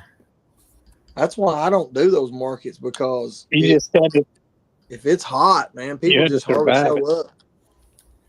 Yeah. The one, was a car show, and we've always done really well on that one. Mm-hmm. But I think they repositioned where they had the vendors, and so we didn't get a lot of the foot traffic that we usually get. Mm-hmm.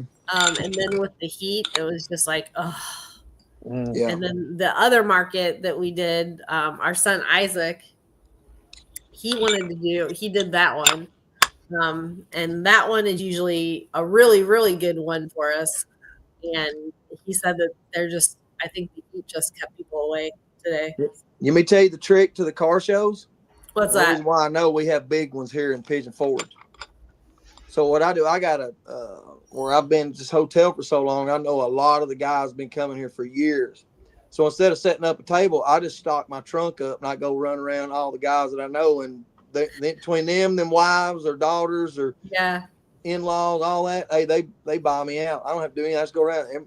Y'all know what time? Oh yeah, you got that honey? Let's have it. I'm like, all right, we got a rod run special here, and that'll be good advertising. Yeah, they don't even they just ask me. Like, they'll call me. They got my number. They'll say, hey, we're coming down X amount of days. Don't forget my honey. I'm like, you got it. Yeah. So, but yeah, so Tommy's getting a real nice hot rod. If you ain't already got one, and just pack the trunk up. You'll be golden. Yeah. No hot rods here. Yeah, they're gonna be like, you're one of us. Explore and work trucks. Yeah. Yeah, it was just. I've got my first market this coming weekend. Oh yeah. First market of the year. First market. It's Saturday. We got first market of the year. Yeah. First market of the year. Yeah. July. And I don't have much to sell, so I'll probably only have like 2 months of market, and then I'll be done. Yeah. Yeah. 4th of July weekend. The one farmers market on Saturday, we usually do it like twice a month. So we were there though, which also might have what hurt us is the boys, or Isaac did that market last weekend when we were gone. So maybe us being there 2 weekends in a row, might have, everybody who bought from us, who usually buys from us, already bought from us the week before. So maybe, maybe we should go back to every other weekend, or I don't know. This is only our second year doing that particular market, so I haven't quite figured it out yet. The demand for us there. Yeah. So Jeremy, you live in Pigeon Forge? No, I actually live in Dandridge, which is probably about 30 minutes without traffic, 35 to Pigeon Forge. When we used to have the conference at Sevierville Convention, I was literally 8 miles from the convention. Maybe 10. Yeah. My father-in-law lives on the Little Pigeon River in Sevierville. You probably recognize the road. I can't remember the name of it, but and my wife was talking about retiring up there, and I'm like, good grief, the traffic up there is worse than it is in Dallas. Well, you want to crazy, right? That's what I'm saying. Like Dandridge, that whole Dollywood, Pigeon Forge, Sevierville area. You want to go to outskirts. Now you can stay in Sevier County outskirts. You're fine. Yeah, that's why I like Dandridge. We also live higher elevation, have great mountain views, and it's just It's the second oldest town in Tennessee. It's historic, but it's very tiny. But then the county, Jeff County, it's really good area to live in. Minus, like I said, them going up on some of their. We have a lot of people. I told her, I said, if I move out there, I got to get like north. Yeah, I said I want to get north of I-40. I think get away from all that nonsense. Yeah. You get up around here, and then we got Douglas Lake. Literally, we can see it from the front of our yard of our house. It's like 2 minutes from here, so it's you guys would love it up here. Except right now, it's really hot and humid. It's like miserably humid, which is probably the same in Missouri. I would say Louisiana. I'm sure it's just our heat index has been like 105, 106. It's like, geez. We've all gone to Hades now, boy. I'm telling you. The air's it's thick. Oh yeah. Right now. It's like it was 70 degrees this morning, 73 when we were loading the car, and I was sweating because it was just so, not because it was hot, it was just so insanely humid. Yeah. We've had HVAC unit after HVAC unit. We keep getting called from the guests. And we go in there, I'm like, I don't know. I mean, it's working. The rooms are cool, but compared to there's my brother from another mother. It's just miserable. Chris just got back from vacation down in Disney World. Ooh. Boy, let me tell you something. He like to die down there. Gosh. My granddaughter was down there. They probably bumped shoulders. Probably. Yeah. Didn't even know. Huh. He was down there a whole week last week. I think, a whole week. I just want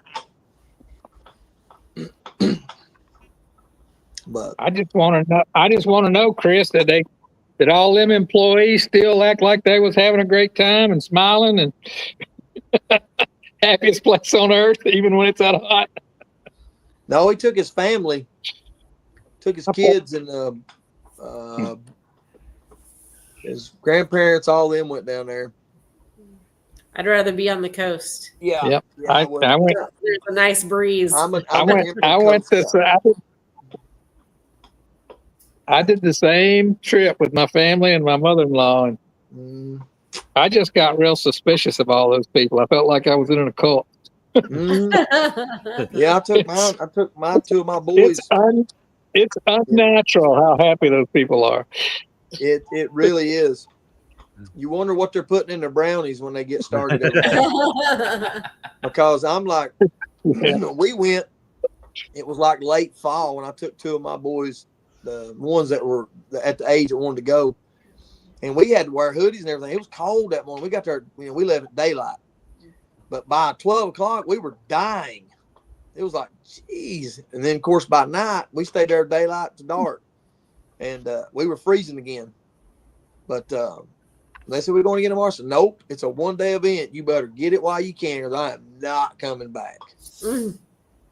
So I was there a whole week. Well, I said, now the gators need to be fed if you want to go back tomorrow. So I'm just saying, no, I'm good, Dad. No. Tom looks wore out back there on the couch. Yes, sir, I am. I'm done, man. I was not feeling well this few days this week, and trying to get back in the swing of some things here. I don't know, about ready to check out. You know what I mean? Are you hydrating good every day before you go out? Man, You know you got to hydrate 24 hours before you do what you're gonna do. I don't ask Melissa. I don't stop drinking liquid. Well, he doesn't stop drinking tea. He shouldn't say liquid. Yeah, that's a big negative. Can't drink nothing with that sugar and crap in it. Well, I don't put much sugar in the tea. So it's about a quarter cup per gallon. Liquid IV, I'm telling you, I drink that stuff by the gallons. Yeah. Like even at the Expo. At the Expo, I keep liquid IV on me in water because we're just, Chris and Cayman's got the whips out. Just, running you guys ragged. My legs were strapped up so bad last year, I couldn't really walk. I bet. Yeah. So, you guys walked a marathon that week, right? Ooh, you guys got your steps in. We all got our steps in at that yeah, place. we did, yeah. You're starting to get me a pain in the ass, I tell you. Chris figured out how to get more steps into me. He kept me back there at the door most of the time. That's right. Yeah. He kept you locked up. I had to come back there and visit you just to say hi. Yeah, I know. Dang Yeah. it. They need to let you out of there every once in a while. I figured it out later on in Expo. I said, now I know why I'm back here. Is Chris wants to hold that. He wants that gold star for being the one with all the steps. Yeah. I think Chris just liked hearing his voice over the microphone over the sound system. Yeah. You know. I think Well, so. I think he would make up announcements just so we could hear his voice over that. Yeah. Well, and he had to because the year before he said half of what I was saying, he couldn't understand me. I said, all right, fair enough. I said, fair enough. I understand you just fine, man. There's no problems here. I got you. My daughter always asked me what my cousin and were saying when we was in Mississippi because she told her one day, she said, you know what? She said, you look just like your daddy. She said, what'd she just say? I said, you look like me. She goes, you understood that? I said, yes. You got it. Yes, I understood her. She just was like, You okay. You got to. Yeah, you got to record it and speed it up by 2 times, and you understand it. When I worked in New York City, my redneck English is pretty bad, but I had to translate what some of the boys from Louisiana and Mississippi, when we were up there in our crew, I had to translate to the New York guys what they just said. They look at me. I can see it. I can see it with Louisiana and Mississippi. Yeah, I could see that in a heartbeat. Yeah, Louisiana's got some thick. I had a guy that worked with me for a while, several years ago, and he had a thick. He was from out around New Orleans. He said, "I'm from outside New Orleans." I said, "What?" He said, "New Orleans." I said, "Oh, New Orleans. I got you. Yeah, I got you. I got you." It's all one word. You're not supposed to pronounce all those letters. Yeah. Always talking about gumbo and crawl, fish, and he just on and on. Super good guy, but yeah, if you didn't know if you hadn't been around people like that, because the guy at work, my assistant's from upstate New York, and he'd always look at me and just kind of, he was looking at me like he wasn't saying anything, but he was looking at me to translate. But he finally figured him out after a while, understood what he was saying. But. That's right. Now, Jeremy, you said you and your family are originally from Mississippi? No, I am. Oh, understood. Yeah, my rest of my family's from right here in East Tennessee. Okay. Now, man, well, let me back up. My family I've started. Now, my mother lives in Northeast, and all my aunts, uncles, cousins, they're all in Northeast Mississippi. I see. Yeah. I left there 40-something years ago and hadn't looked back. Actually, 40 years ago, I hadn't looked back. So. Okay. And, of course, according to Dirt Rooster, Mississippi's number 1. We're just trying to figure out on what list they're number 1 at. Who's playing the cups? I thought they were number 2. Oh. That's got to be JW. Sorry about that. I got all these lids. I've been growing a little bit of honey, and I'm sitting That's here. therapy. I thought someone was going to play us a tune. I don't have one of them spinners. You know, it's like, Yeah. Hey, you have ADD too, don't you? Well, I've been going since 6:15 this morning, and I didn't walk in till probably, I don't know, 8:30 or something. I walked in. Yeah. Sat down. Joey's like, I sent you a message. I was like, I just sat down to eat. He's like, oh, okay. And then the wife went to the room. I said, well, I'm gonna go down here and jump on the chat just for a minute. I told her, I said, I won't be long. She's like, She knows you, man. Yeah. Where have I heard that before? That's right. Hey, Joey, that link that you sent through Messenger, it didn't work on ours either. I don't know. I had to download the app. Yeah. Which I had to download the app anyway because I was on my phone. So yeah. So I don't know what was up with that, but so back when I lived in Louisiana and Mississippi were trading. They switched off being number 1 and number 1 and number 2 and the worst education in the United States. I remember that. Maybe that's what Randy's talking about. Yeah, but I think those surveys and scores are skewed a little bit. They're skewed. People are still mad at the South. So that's right. Yeah. Yeah. They're still bitter, right? Yeah. Yep, I hear you. Yeah. I was going to say unemployment, the highest unemployment too, but I think Kentucky might have a beat for that. I don't know. Kentucky's definitely giving them a run for their money up there in Podunk, Kentucky. Ooh. But I don't know if anybody from Kentucky's on the chat tonight. oh, sorry. Get in there and defend yourself. Go Vols. Get in here and defend yourself. Hey, it doesn't matter. It doesn't matter if they don't come in and defend themselves, then we can just pin it all on. I can't see the live chat, so I got plausible deniability. So it looks like on the chat, everybody's discussing jackets. Were you guys talking about jackets before we got on, or is this just like a side chat conversation? No side chat. They were talking about it over. So what kind of jackets do you We're guys so use? boring that we got to talk about something else. Yeah. What kind of jackets do you guys all use? So I have a Guardian jacket. That's Tom what I has a got. Comfort Pro.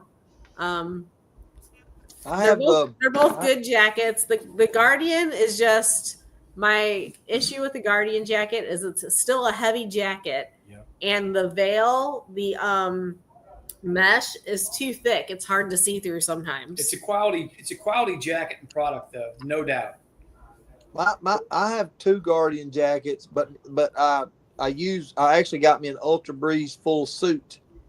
And I like the suit better. And the reason why is all I wear is my boxers in it when it's 90 plus degrees. And let me tell you something, it's a lot cooler than wearing pants and a jacket. Yeah. Mm-hmm. That being said, that's TMI. But anyway, the jacket on the Guardians, and I've talked to Chapman about it. I love the jacket, but the zipper on both of them, the zippers come unstitched on both of them. Really? Yeah. He uses a brass zipper. Is that right? Yeah. The netting, the where you look through the Ultra Bees, they're all pretty much. I guess the only real way to fix that is through those visors that they got. Whatever. So the Comfort Pro jacket though that Matthew Doucette does, his mesh on the veil part is a thinner mesh, and it's really easy to see through. Easier to see through, yeah. But the Guardian is just, at first it didn't bother me, but then I think I used Tom's jacket a couple times, and then I switched back to mine. I'm like, I can't see through this now. Now, do you have the fencing hood, or do you have the round fencing? See, I have the round one. Yeah, I like that better. My Ultra Breeze has the fencing one. I don't like it because you can't see out the side, and when it does it. So I'm actually going. I don't even know if they. My thing is with the round hat, the round veil, and I think it has to do with having long hair. Yeah. That sits on top of your head, the way it sits on my head, and I don't wear a hat, so that might be part of it too.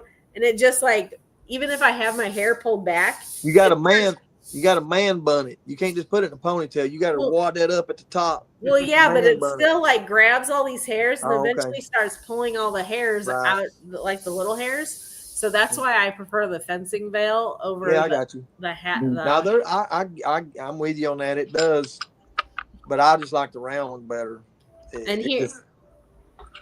My issue with doing like a full suit is like, I like that idea. Like I could just put like a bathing suit on or something and just wear a full suit. But then how would I stop for lunch? I'd look really weird going into a restaurant in just a bathing suit. I'm not like, I'm at my farm. I'm not like traveling to anywhere else, and I just change out there in the pasture, between my truck and the door. I don't really, like a barracuda, once you seen one, you seen them all. It ain't that big a deal to me, you know what I'm saying? I'm just, and I got I got boxer briefs on, so it's like, but no, I see what you're saying, but the reason now, obviously a breeze is the key to all that. Yeah. But just a little breeze cooling your legs and everything. I was just shocked. I was like, now I know why Bob Benny wears what he wears all the time. I said, there's some secret going on there that he's not telling anybody, and it made sense because.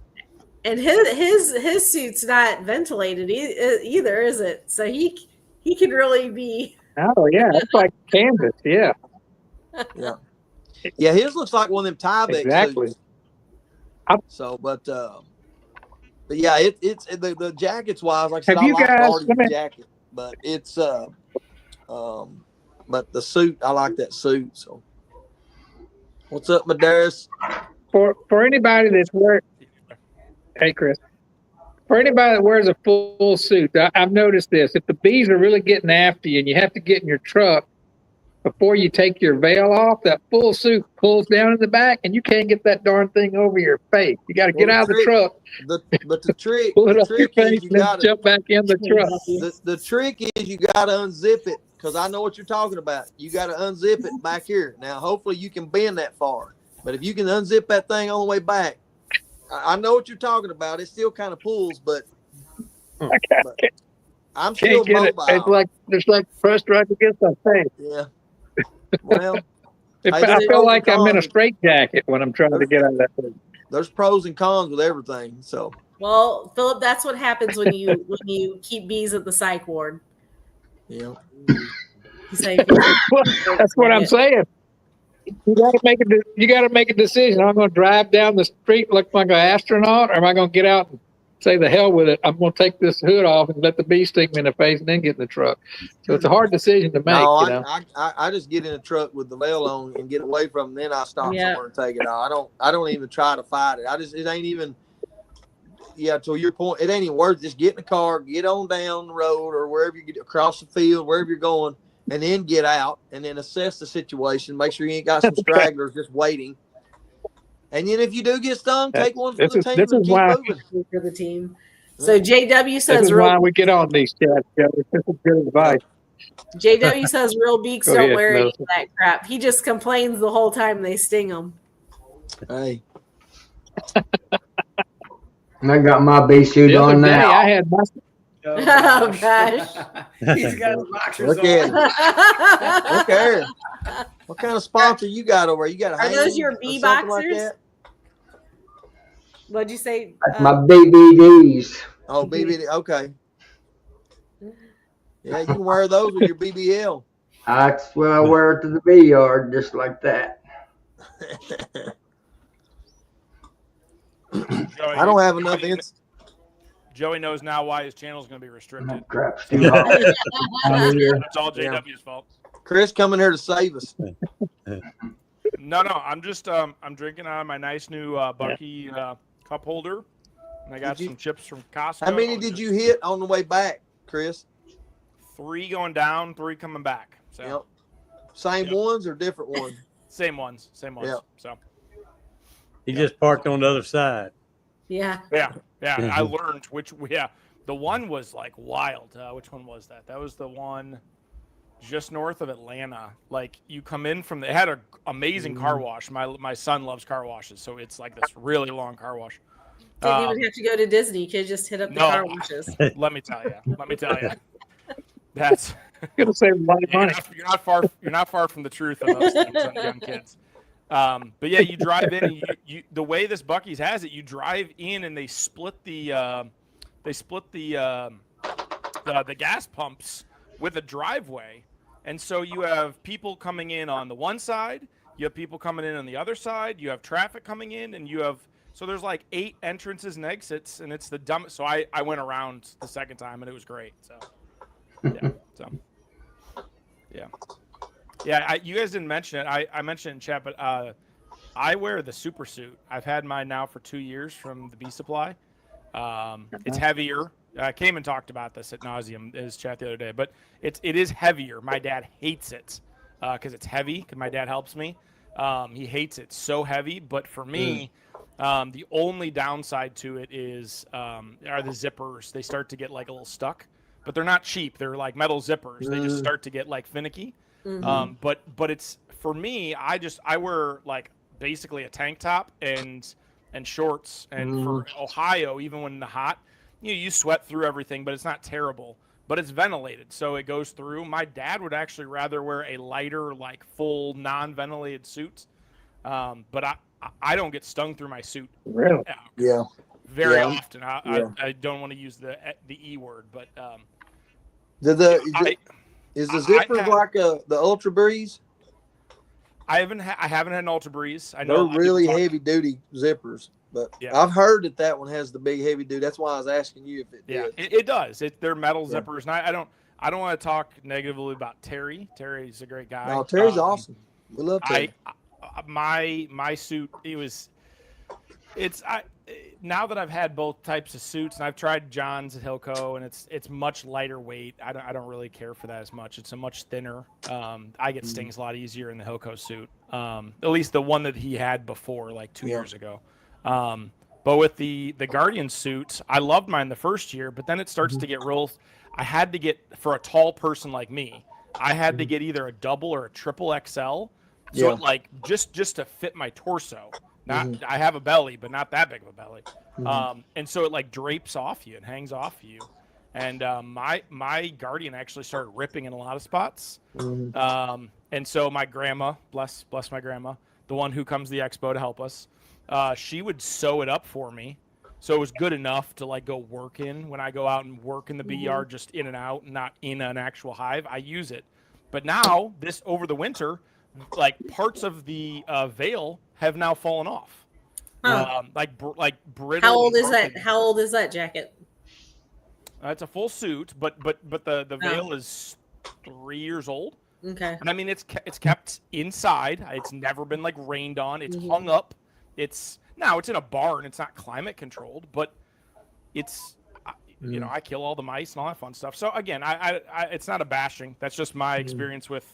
I know he made some changes, made some tweaks on it. It's good feedback for him though, because they got a good product. He just, you know. Well, and he takes any feedback he gets. He takes to heart too. Terry's awesome. He's. Yep. So I know, like my Guardian needs to be sewed back on my where it come pulled. It's just and it could have been me that was pulling on it because it get, like I said, zipper gets stuck and I'd keep pulling. So I probably just should have put some wax or something there because he even told me to try doing that. So I mean, I still wear it even with it coming loose because if the bees are not too crazy out there and it's a cool day, I'll put it on and wear blue jeans. You know what I mean? And so I don't have to put the whole suit on. Yeah. But he's got good stuff though. So my Guardian jacket, I've never had any issues with anything falling apart.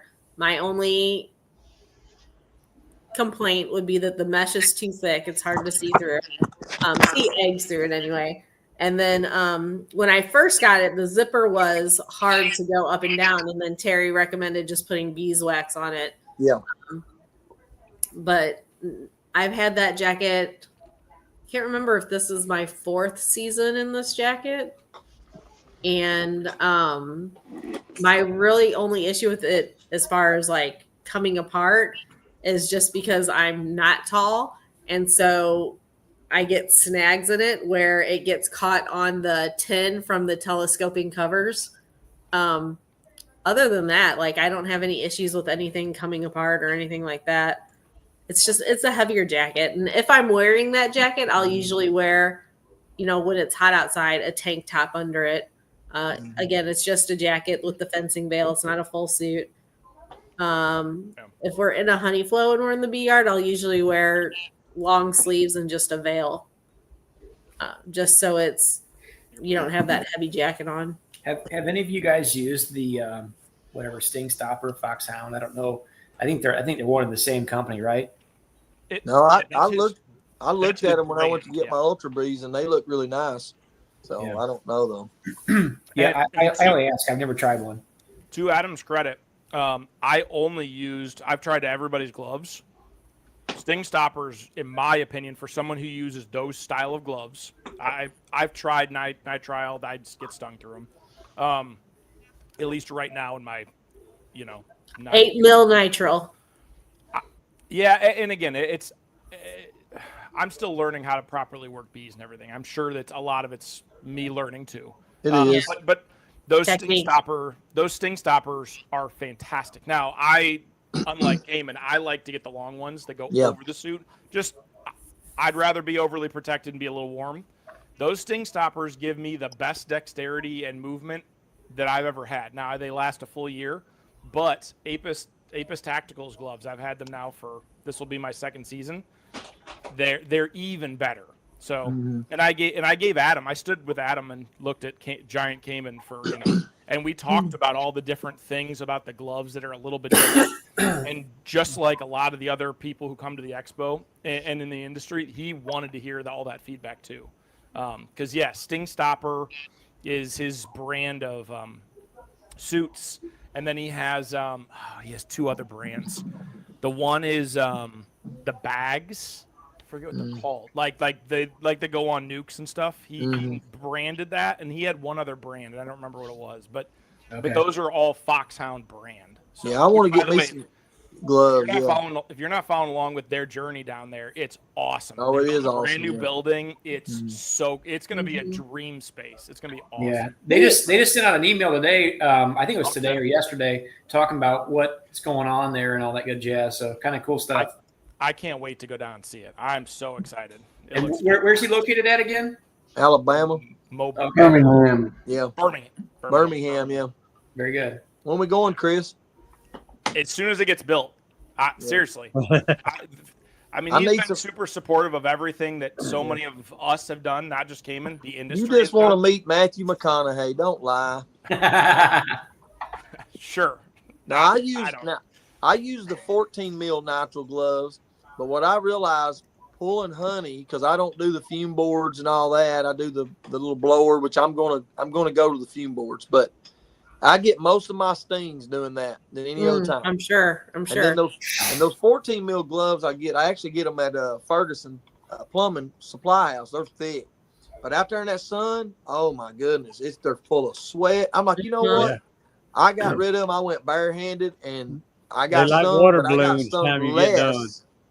Yeah, I got stung less going barehanded because it's like I wasn't sitting there dealing with all that sweat pouring. It was running out down my arm. I was like, yeah, this ain't gonna work. I don't, you know, when it's hot outside, that propolis is so sticky and it gets, I hate getting that propolis all over my hands. Yeah. That's really the main reason for wearing the gloves. That's me. I don't want my hands all nasty because then we get in the truck or whatever and go to the next yard. It's a mess. Yeah. So, that's why I want to get some of them thick gloves, because I don't think because they're breathable, you know, so at least they're not as, it's not all that sweat building up there. And then I can just yank them and go. And that's the only time I'm really blow and go. You know, I'm sure everybody's that way. When you're getting honey supers, it's let's go. You ain't got time to play around. Yeah. We use the fume boards and then tip them up and blow them out with the blower and then throw them on the trailer. How long does it take the fume board to typically run them down? That's my thing. A minute or less? Yeah. As long as it's got to be sunny. It's got to be sunny though. Everybody's telling me, or a couple people tell me to do the skateboards, but it takes longer. You got to put those like on the day before, the night right? before, the day before, yeah. See, I ain't got that much time. Yeah. So we used the fume boards last year. We used them, and it wasn't sunny, and it would kind of run them down just a little bit, but it really wasn't doing the job. So we were mostly just tipping them up and blowing them out. Yeah. So yeah, well, see, it's got to be sunny for those to work. I said this year I was not going to do upper entrances ever again, because the last couple of years that I've done it, I've had the hive swarm, and I've gave them plenty of space, you know, treated them in the spring, yada, yada. Queen always comes back in my supers every single time. So out of 28 colonies, I think I had probably 7 or 8 of them do that. And what was crazy on one of them didn't even have an upper entrance, but I had a mated queen laying in the super above the queen excluder. I pulled the queen excluder out and had the blue dotted queen below laying down there. So obviously the metal queen excluder's probably got an imperfection somewhere. And then but the fact there's 2 of them in there, which don't get it wrong. I split that hive and I got, you know what I'm saying? But I was still in shock. Well, either that or she got up there, like she went out and got mated, but got up there before she swelled up. That's a valid point. Because we've had last year, actually, Tom, we were pulling supers and Tom saw some brood in the honey super, and we use excluders, and he's like, there's no way, like there was nothing wrong with the thing. So it had to have been a virgin, you know, either it swarmed or they requeened or whatever. And she got up there right after getting mated and started laying in that super. Yeah.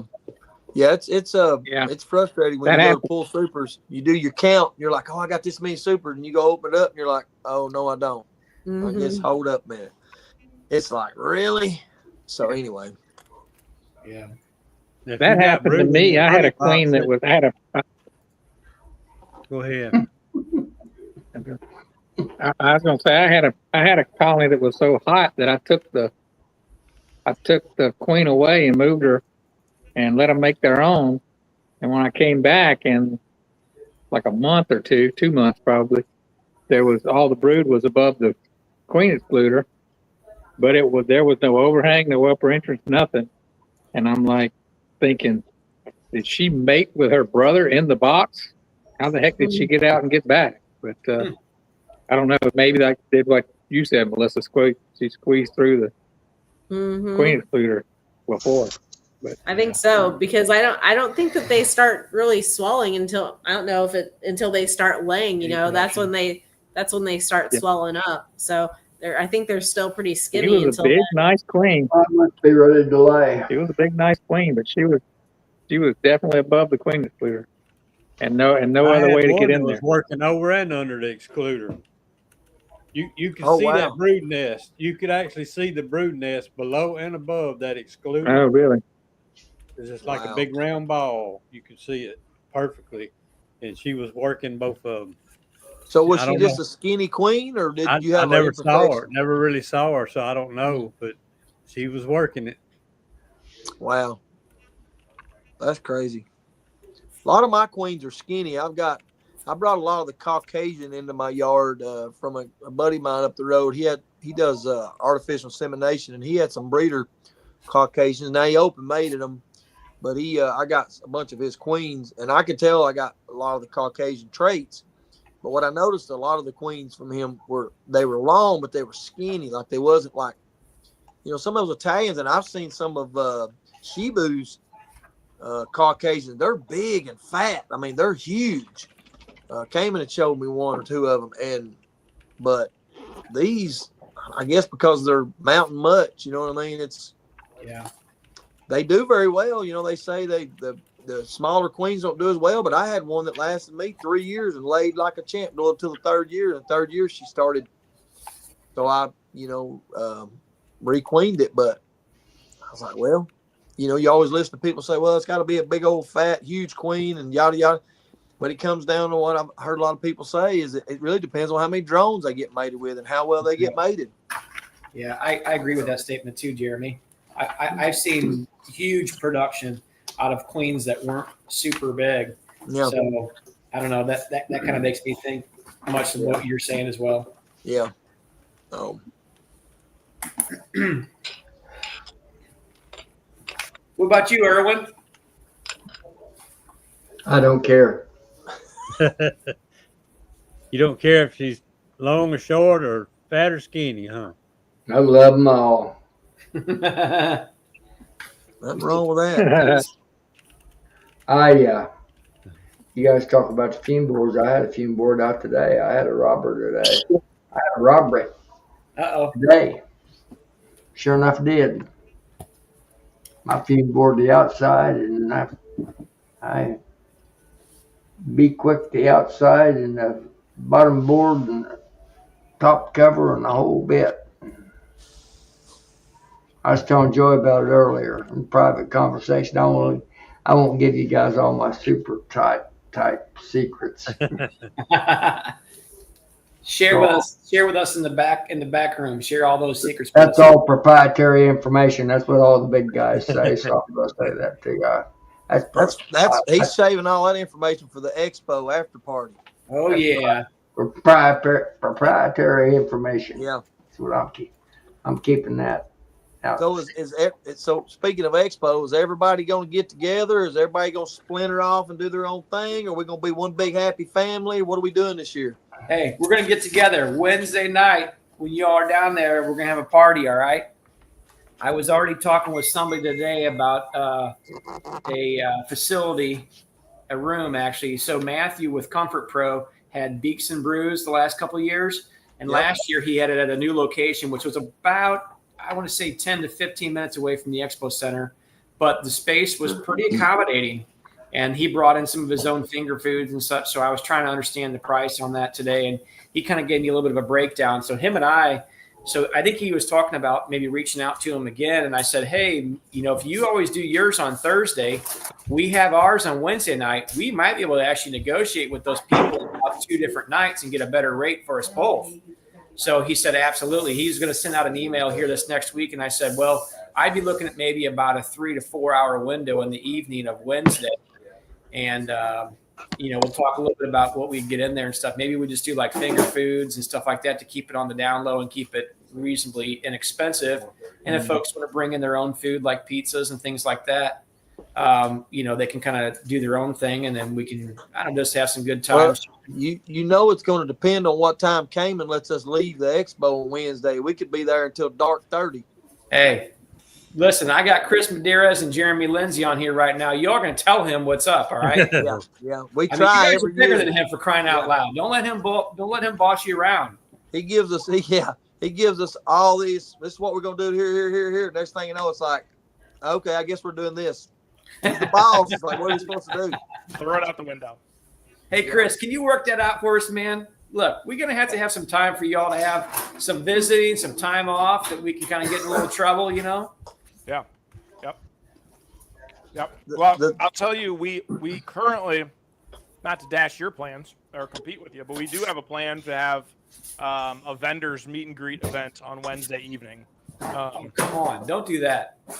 Well, that was what was planned. So Wednesday is going to be our vendors meet and greet, and then Thursday is going to be the big mysterious event that we're going to hold for people at the Crown. So not just people at the Crown, but if you stay at the Crown, you're going to get a discount ticket. So unfortunately, currently the Expo is not 3, 4, or 5. Well, it's 2.5 days, but it's not 4 or 5 days long. So yeah, I know everybody tries to fit their events in. I know we're going to overlap. There's no hard feelings. It's not 4 or 5 day long for them. That's right. For you guys, it is. I'll just wait. It's going to be 2 weeks. And that's another reason why we don't party too hard, is because we got to be up there the next morning steady getting it. Yeah, I got you. But we do, obviously we want to have a good time and all that stuff. But we bust our butts to make sure everybody comes there and enjoys themselves and what's up. Yeah. Hey, we appreciate you guys, man. We know without you guys, it wouldn't be what it is. So hats off to you fellas. Thank you. Tom, I'm just looking for her name. Malia. Malia is her name. She's with Louisville Tourism. She'll reach out. Okay. Not that she has a better spot than you'd have. Yeah. So. Well, hey, we're open to anything. We haven't locked anything down, and there's nothing that's off the table. They provided me with a Louisville Tourism guide. That sucker's I think it was 125 pages or something, and it's 10-point font, and it has all kinds of cool stuff in there. So they have lots of resources. The only thing I was going to say is, Matt would know better than I, because I've never worked at the venue he worked with, but a lot of venues are very particular on bringing food in and everything. Well, this one he was allowed to do that. Actually, it was just the event space. So this one actually works for that. So in some ways, it potentially could simplify some things, because I can tell you right now, I'm not writing a check for several $1,000s out of my own pocket for something like this. Well, I'll tell you the best pizza we've found so far. Most of us ate there. It was right down the street from the Expo Center. It's this tiny little Craft House pizza. Yes. Yes, it's the best pizza. That's where we did our dinner last year. They had a room in the back that they told me fit 50 plus people, and JW, you were there? He wasn't there. Philip, how many people did it fit comfortably? Maybe 30, but 50 plus of us. Oh yeah, in that place. It did fit 50 plus, barely. We were shoulder to shoulder. I had to sit and keep Spillman's lap. We were sardines in there, man. What night was that? Because we eat there a couple times. Wednesday night. It was Wednesday. Maybe we ate there Thursday night then, Jeremy. Yeah, it was in a side room over there. It might have been that loud crowd we heard in the back. Not the main room. They guaranteed it was us. Our food took forever to come out. I bet they were back there the whole time, being all snobby and stuff. They weren't even hey, we were. We said, hey, those boys up in the front. Yeah. Nope, they're second class to us. There was when we were there was football games on. So I gotcha. It might have been Thursday. Those Louisville fans, they don't know what they're talking about. They need to, meet some good quality football like the Buckeyes. Then we'll then we're good. So. Here we go. Gonna get a boxing match started here on the chat. Bring it. All I can say is that they were the national champs, so that's all that matters. Yes, sir. My balls got put down. Yeah, quick. Norman, if you can wait till the expo or buy something, now maybe just a jacket or something just to get by. Man, everybody brings jackets to the expo and suits, and you can try them on. And that's a good thing. Being able to try them on. Absolutely. When Terry, because Terry was at the second Hive Life, whatever, early Hive Life. I think it was the second year because that was when I was there. He had suits on hangers, and I got to try them on. And what he did that year was you order them online, but you got to try them all on there, and it was awesome. I can't recommend that enough to people is try them on at the expo or whatever. Your local doesn't have to be at the expo. Your local class, your local store, whatever. Try them on because none of them fit the same. So, agreed. Special sizes. Yeah. Well, hold on a second. So you're saying we can strip down like Jeremy does in our boxers right in the middle of the expo center? Oh, easy does it there, Philip. Okay. Easy does it. As long as you got your honeybee boxers on, that's all that matters. Jake Osborne's going to come in right behind you, go right underneath your armpits, and take you right out. That's right. They got them all over Facebook in Chinese version honeybee boxers. You can buy them all day long. They got them on clearance right now. You just got to get them through export. Yeah, I'm old school. I like to touch. I like to see what I'm buying. I hate not being able, especially when it comes to something you're wearing. That's right. But I like to look at everything. Like I said, with Chris and us so busy, we walk by things and we're like, oh man, I really like to try that out like that. We come back later and it's like, oh, they're all gone. No. Mm-hmm. So every time. Yeah, every time. Come March. I have a conversation with every staff member, and I'm like, remember when I needed to buy? Boom, boom, boom, boom, boom, boom, boom, boom. Yeah, didn't buy a single item. No, me either. A single one. Me either. That's the way it goes. They need to give you guys some off time so y'all can head around there and, do your thing, man, Come up and visit with us, Jeremy, instead of us having to go back to the dungeon, in 2 or 3 days. I don't close them up at all, DC. Yeah. Now I know as far as orientation, I know people will close them up sometimes a day or two and they have a swarm or something. But I know Dirt Rooster does, but I don't ever do that. Lots of sticks or objects in front too. I don't know what he's trying to do. I don't know if he's relocating or what he's trying to do there. Hey, JW, tell them what you do with your pallet thing. It's a brilliant idea. I've got a little old video on it, DC. I've got a bunch of little old light pallets.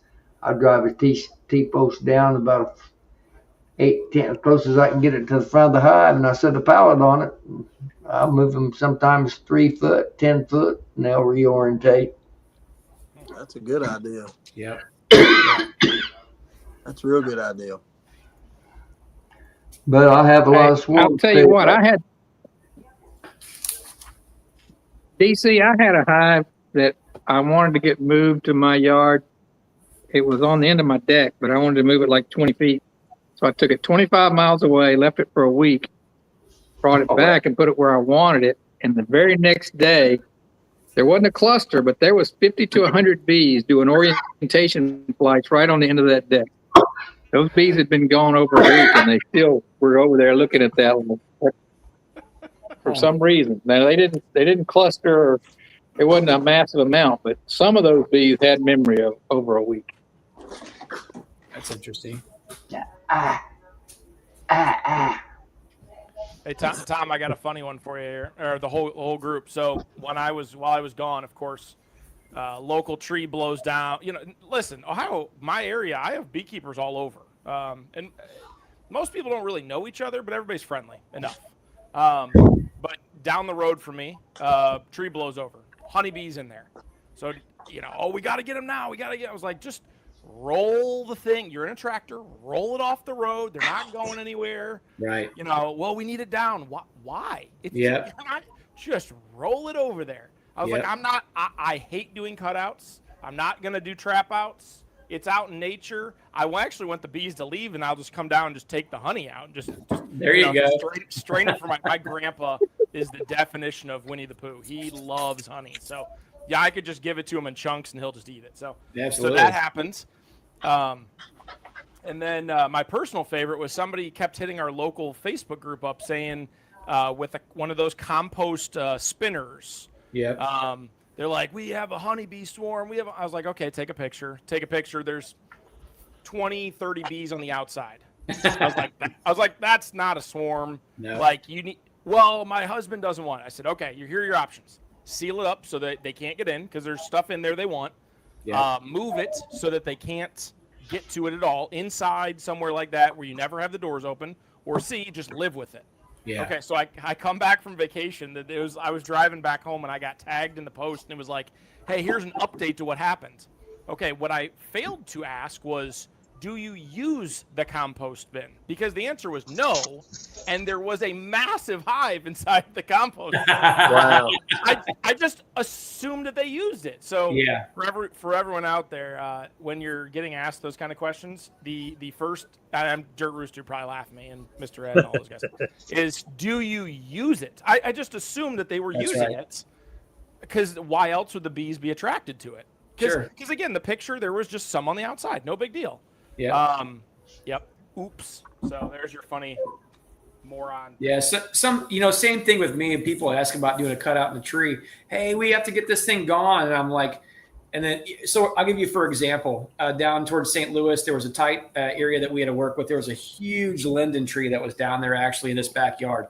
The logistics to get it out of there was very poor and horrible. And we were talking about bringing in a crane and craning this over the house. And I shot him a price, a ballpark, and I'm like, I'm telling you what, this is going to be virtually unaffordable for you. You're going to have a crew of guys out there to dismantle a huge tree and try to get this cleaned up in the road site. And then we'll have to figure out what the city will allow us to do for closing lanes down and stuff. Anyway, long story short, I said, how high is it off the ground? Oh, it's about 15 feet. I said, do they bother you? He said, no. I said, leave it alone. Leave it alone. It's fine. Yeah. Yeah. I'm like, unless you have a big budget and a fat checkbook, you want to write some? Right. I'm like, just let it be, it is what it is. And in Ohio, we're getting to that point where I have to give the whole, just let them stay there now through the winter. And if they make it in the spring, we can talk about it. Yeah. Because now, and again, Ohio, we're almost done with our honey flow. We're getting there. We're getting there. But once that's done, I don't want to be picking swarms up. I don't want to be playing charity work. And I'm not going to be the guy that goes and picks up a swarm and then kills them like that. I think part of that is the kind education that I'm providing on Facebook, these Facebook groups, to say, that's right. Hey, it's a small swarm. They swarm all the time. I have a commercial beekeeper near me. If anyone's friends with me, you saw his name's Bill Crawford. He passed away, unfortunately. He literally was hit and killed on his Hummer-Bee in my area. Yeah. Super sad. He brings 3,000 to 5,000 hives to Ohio, and he has more, but that's just what he brings to the area. So I shoot a lot of swarms off. I can only imagine how many swarms he's shooting off. And not to discredit, say he's a bad beekeeper. It just happens when you have 5,000 swarms. Heck, if you're shooting off 1%, that's a heck of a big number. So that's right. Well, for an area. So commercial beekeepers are always losing swarms. That's right. Yeah. They don't have time to worry about all that. It's going to happen. I'm not a commercial beekeeper, and I ain't chasing them either. I'm not out there. I'm not out there most of the time to even see them. I'll go down and I can tell by looking at them, this hive was really big the other day, and there's still a lot of bees, but adios. So hit the trees. Hey, DC, what I would do if you're just moving it around in the yard, you've already left it locked up long enough, just open them up. And if any old flying bees go back, they'd just go to the closest hive in the old location. And they're only good for a couple more weeks anyway, so don't worry about it. Just move it. Yeah. That's my opinion.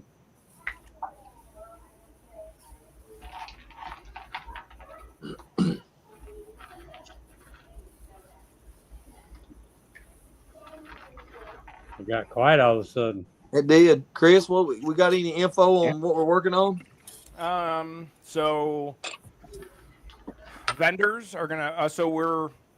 We were burned without going into it any more than this. We were burned a little bit occasionally over the last several years with speaker stuff, and so unfortunately we're at the point where we have to sign contracts. There are no more spit handshakes, honor system. It is what it is. It's not to screw anyone. It's to make sure friendships are held. It's a legal thing. So it protects both parties. Yeah. The reason why no speakers have been announced is because we're still finalizing the contract because it's stuff. Anyways, but we have almost all the speakers ready to ask and start to do that. So that's real close. Next gen, we talked about this the other day, should be at least what it was last year in terms of the number. It potentially could go up significantly. We have to just look at the funds and how that's working. Certainly there's a lot of give and take on that, whether some people want more structure. Some people want the kids to be in the classes all day long and not necessarily hard, just they want to be more structured. Then other people want it to be more free. So we get feedback both ways. So we're trying to figure that out. But that will come back where that'll be announced in the next week or two. Look at that pup. Vendor stuff. So lots of vendor things are changing. All for the better. We have a new decorator. So things should be a lot cheaper, more affordable for vendors in terms of renting and all that fun stuff. We have a better relationship with everybody, so we are hoping to have a forklift or two available for helping with things. That is not official or final. We're hoping for that. There's a lot of, we have the insurance for it, but it's building stuff. But with our former decorator out of the way, they were a union shop. And so there's a lot of logistics around that. And that'll tie your hands up a lot when it comes to that unionized stuff. And I'm not hating on anybody. I'm just saying that it is what it is. It does. They hog tied us. They wouldn't tying your hands. Guaranteed. Yeah, Lobovitz. I know. It's I should just the chief. That's what I can change my thing to. So so the vendor stuff should be released soon. So we'll be releasing applications first. So we have because we moved back a week, it's going to be really interesting for us. There's actually going to be a garden and flower show happening in if you were there 2 years ago where the dinosaurs were at. So over in South Wing A, I believe it is. Mm-hmm. Don't quote me on that. In the big atrium. I think on the far left. Yeah, you're right. It is. So that whole area will be a flower and garden It's a national show. So that'll be happening the same time ours is. But then we are in Hall A, and then Halls B and C are actually going to be being set up for it's not a modular home, but it's like a home building expo. So we don't have access to anything there, which we did in the past. So that presents a lot of logistical challenges for Jeremy and Jake and Derek and the team. So we'll be working through that. But all that to say, we don't have more space, and we don't have it available. So there's probably going to be some vendors that won't be back this year. We're hoping to always find new vendors. Some vendors just don't apply to come back. It's not always us trying to be mean. That's just kind of part of it. That's part of an expo. I think some of it is that they decide not to from just from a financial standpoint, as far as the ROI on what they invested. You know what I mean? So I'll pause so you can answer an actual beekeeping question. Yeah, go ahead.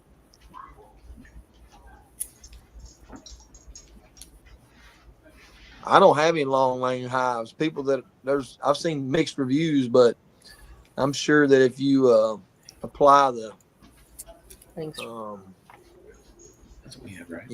knowledge to it, you make it work, I guess. I don't know. Anybody got long lanes? Yeah, we have a couple. Yep. Yep. Joey has a bunch. 2 hives, 1 still. I like them. They're great if you can't lift, do heavy lifting and stuff like that. You have to be able to extract deep frames. No, you don't We have use to have them deep. more for, huh? You can do it with medium frames. But won't they draw No, foam on you the can bottom of the build frame? if you're building your boxes. You can build them with medium frames. You don't have to build them deep. Yeah. We use them as resource hives. So ours will fit 30 frames, and we have it set up to where it'll hold 3 different hives, and we use them more as resource hives. That's a good idea. We don't ever just have one hive drawing out the whole thing. Did y'all build your own, Tom, Melissa? They're from Ricky. Ricky built all 3 of them. Because he had one a couple of years ago, the last expo he's at. He had one that you could put 5 different colonies in it. That Yappy was, I think Yappy was picking one up or something like that, and I was like, "That's brilliant." Yeah. Of course, I haven't had one. I don't know if they work well or whatever, but Yeah, the last one he built for us was made out of black locust wood. Was that lightning hive? And he made it had the lightning fractals on there. That was the one I had him build for us, and it turned out well. And that wood, that black locust, that's just it's like cypress. That stuff will last a long time. Hard as a rock too, and heavier than wood. If he's building anything other than that, it's your time's limited. But if you pay the extra and have him do it out of the good wood, that's why them old farmers would always put those fence posts in black locust or cypress. Those things last 100+ years. Yeah, that's awesome. One of the drawbacks with the long lane is you have to pull a frame at a time, and I do that anyway. I even do that in my regular Langstroth, so I do that anyway. One of the good points I like about it, any honey, of course, my interest is on the end, not in the middle, on the side. They're on the end. So they only going to brood the first 10, 11, maybe 12 frames. That's all they're going to do. And I've had them since, I've had long lanes since maybe 20, I had to go back and look, 2016, 2017, somewhere in there. What I like about it is whatever honey frame you pull out and spin out, you can put it right back in there and leave it in there all winter long. And they'll just reuse it. You don't have to store it in a building somewhere. You can just leave it all in the hive. It's a pretty ergonomic setup too, whereas it's at a counter height level. There's really no lifting of boxes. Like you said, you're just putting single frames. So if you have any sort of limitations or disabilities, I believe that it's probably a more suitable hive configuration, if you will. Well, that's what kind of got me aiming toward that way, was because I got rheumatoid, some of you know that, but I didn't find it to be any more handy as far as rheumatoid. Either way, this is the worst part of my rheumatoid is my hands. Okay. My hands get real sore and everything, and either way, I'm pulling and yanking on frames. So. But it does help. It does help to have a box that you never have to pick a heavy box up. Heaviest thing about it is the lid. Yeah.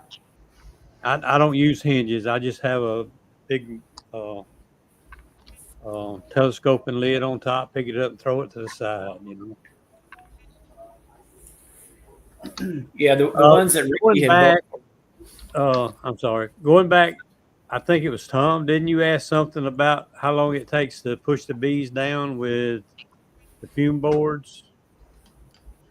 Was that y'all asked that question? We didn't ask it. No, that Melissa was commenting that that's what we use. That's one of the methods we use. Somebody asked. Yeah, there was asked how long it takes. But anyway, with me and my wife, it takes me about 5 to 10 minutes. Yeah, with me and my wife, I use 4 fume boards. Time we go through and put 4 fume boards on, we can wait just a minute, maybe get some water or whatever after we put that 4th one on. Then her and I can go back to the first one and start pulling that box off, moving it to the next hive, and then by the time we get done with it, the second one's really ready. They're really pushed out then, and you just keep that rhythm going. That's a good idea. And it works pretty good for us too. Now, if you had more people doing it, you may need more fume boards, unless you just want to rest. Now, I do know if you've got brood up in the honey box above the excluder, or if you don't use the excluder and there's brood in there, they're not leaving it. You're going to have some bees stay on that brood. That's where you have to have. It's also hard to push them through a queen. Yeah. That's where It's you hard to have push to them use through a the queen little blower excluder. and blow What them I do, out. what I'll do, if I have a queen excluder, if I have an empty super next to the, I just pick it up, put it on the queen excluder, and put that box on top of the empty box, and then put the fume board on there. It helps. But it's hard to get them to go through a queen excluder. I do notice, queen excluder or not, sometimes I've noticed sometimes on hives that I don't have excluder on, a drone bee don't necessarily run from that stuff. Really? I don't know why, because I have seen some of mine with third boxes on when I'm running a hive just all deeps. I pull that lid off, and the only thing you see is like 20 drones up at the top ready to come out. They don't go down for whatever reason all the time. Well, I've noticed some of the workers don't want to go down. What I'll do is set it square on the box for a few minutes, and then I just take it and rotate it a little bit, and in those little corners, the bees will come shooting out of those corners. Yeah, I've Rather heard than people forcing them all that. down. You can put it on there and get their attention. Yeah. I've heard people I talk don't about start that them rotating it runs because them down quicker, but I don't know if it's running them down quicker or just gives them a faster way out. Yeah. Instead of pushing all the way down. That's what I find. It gives them a better way out. Yeah. Hey guys, my battery's about to die on my phone, so I'm gonna call it a night. But it's been fun talking with everybody. I appreciate you, Jeremy. Yes, sir. All right. We're going to all call it a night here in just a few minutes. Yeah. All right. Well, y'all have a blessed night. I'll talk to you guys later. See you, man. Be good. See you, Jeremy.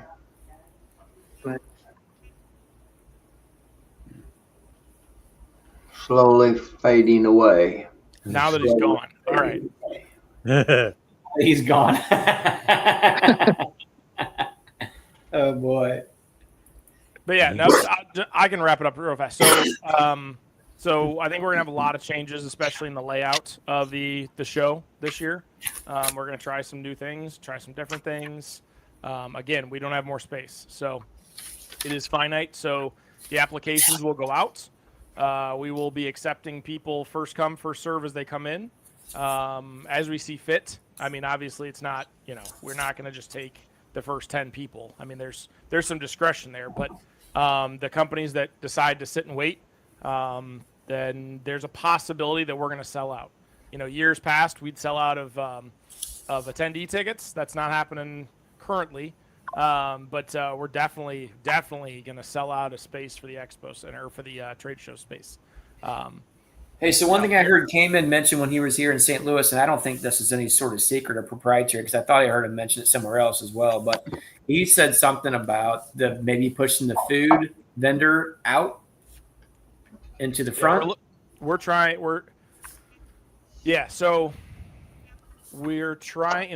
so almost every vendor who has been there previously and wants to come back has expressed that they want to come back. They had a 10 by 10, and this year they want a 10 by 40. Yeah. Again, there's a limit to all of this. And so there's a give and take on that. So to that, John's warehouse in the back that was there, last year, what a lot of people didn't know is the KEC, the Kentucky Expo Center, actually was super gracious and worked with us, and they allowed us to store hundreds of pallets in room B next to us. Yeah. We didn't pay for it. They were super cool with it. Nobody was over there, didn't care. Definitely not the way going to happen this year. Yeah. In fact, last year at one point, we were using 25 of the 30 um, slips in the back. And like this year we have 10. Wow. 10. So we're gonna be, you know, Derek Crump, who's been on staff for a long time. He's an awesome dude. He's gonna be running. You know, we're assigning people a lot more like specific jobs than they'll have, you know, some staff under him. So he's gonna be, you know, our man out back to make sure people can get in and out. And so to that is a lot of the vendor storage in the back is going to be shortened to allow the expo to grow back. But then where the food was at and everything, that's going to become a lot of the vendor space over there. Yeah. Which that pushes the food out. So there's going to be some more congested places. But we're also tripling the classes. So we're going from you know, instead of one, we're literally triplicating the number of classes we're having with new offerings and everything else. And we're trying to figure out, you know, how far can we push the boundaries, you know, I think pushing those food vendors out to that lobby area, if you will, because that one side, you know, where you didn't have the table set right outside the doors and where Cayman had his little booth area set up, the one side where you first entered in, comes pretty much free after that, right? Like you have that space, right? Yeah, that's included there, certainly. But, you know, if you're out there after a talk is out, it really does fill. Yeah. So when you fill that with tables and the food vendors, it becomes really congested. What I think probably very few people who attend our expo have never been to the Equip Expo or any of the other shows at the KEC. Those bigger shows, they're way bigger than us. You're like waddling the whole time because it's just packed with people. Yeah. We don't want to do that. That's not our goal. But in certain areas, it's definitely going to become more compacted and all that. So, you know, there's lots of talk. You know, there's a lot of categories in the honey show that go unentered or one or two people enter it. So does it make sense to reduce some of that, simplify some of that? You know, do we look at it a different way? You know, the honey show, as our attendance first started, was exponentially growing. Well, it's not exponentially growing anymore. Yeah. So what does that look like? You know, we talked through how could we possibly make it where we show people how to install a package in a hive? Okay, well, that's tough. It's January. Where the heck is the package coming from?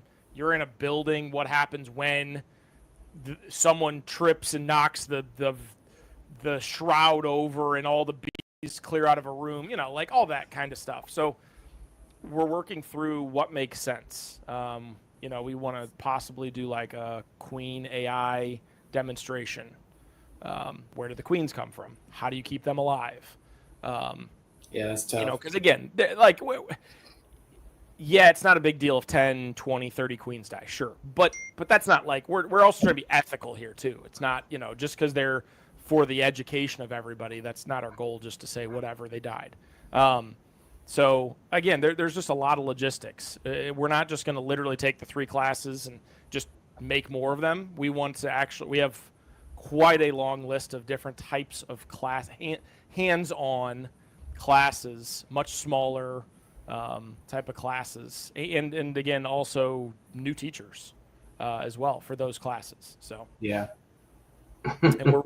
and we have really reached a new diversity of speakers as well. So and not necessarily a traditional like diversity. I'm talking like people who haven't been there before type of diversity. So. Yeah, but as always, feel free to. Here, I'll throw my email in the chat. Feel free to email me with any potential speakers you guys have. Some of you have, and Cayman and I kick them around, or you know, look at what's going on. Cayman has a very strict idea of what he wants as a speaker, and that's his prerogative. Totally cool to do that. So he is. I already mentioned it to Cayman, but I'd like you to get Sam Comfort there. I think he's a really good speaker. Okay. Sam Comfort. I enjoy Sam's talk too, but there's probably a lot of people there that won't, because he's a little more Good to have natural. good to have a little controversy. I love to listen to him talk. I've heard him several times in person. Okay. Pretty good dude. Okay. Yeah. He's a little different. He's a little different than your average beekeeper, but sure. And what's tough too I is passed over his video. Yeah. I'm sorry. I was going to say I passed over his video because he was wearing his pajamas to speak, and I was like, I'm not going to watch a video of a guy speaking in his pajamas. But when I finally watched it, I was like, this guy's borderline genius. yeah. Okay. Okay. He kind of self-taught himself how to graft. Yeah, he's got a great story. Cool. But yeah, so vendor applications will come out really soon, and then next gen stuff, speaker stuff will be announced. I know Cayman's our next jump in ticket price is July 15th. I was just looking at that. Couple weeks away. Yep, and it jumps $14-15. Still reasonable though. It jumps from 184 to 199. So, yeah, and somebody asked me the other day, like, I got an email. It was, hey, should I come in like Thursday? Should I come in Tuesday? Should I leave Saturday? Should I leave Monday? And I just said, hey, some people come in early, some people come in the day of. I said, but the best part is that we have an international airport hub less than half a mile from the Expo Center. I said, so, you're at the January mercy of airplanes in borderline snow country, but I just told her, I was like, hey, it's whatever you want. There's lots of stuff going on. Chris, the correct response is you're an adult, figure it out. Just say yes. I know that's yes. If I could respond to all the emails that way, it'd make I know, right? Quicker. You got to play nice with folks, even the ones that aren't so brilliant. They can't figure out how to put one foot in front of the other. Well, but that's what we're here for. That's what I'm here for, is try to. What's your email address, Chris? I want it. I just put it in the chat. I'm kidding. Don't give it to him. Well, you know what? Give it to him. He doesn't even know how to use a computer. He's all right. Send it away. I get all kinds of interesting. So, emails. Chris, one question about the: are you guys mainly handling the honey show entries, timing, and all that stuff similarly as what you were this year?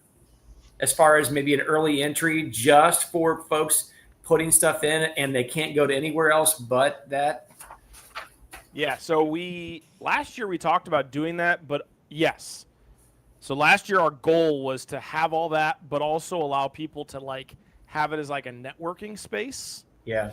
And that didn't happen. Well, not really. So our goal is to do that, to actually follow through on that this year. So that's working with the crazy kook Sean over at Copper Canyon Coffee.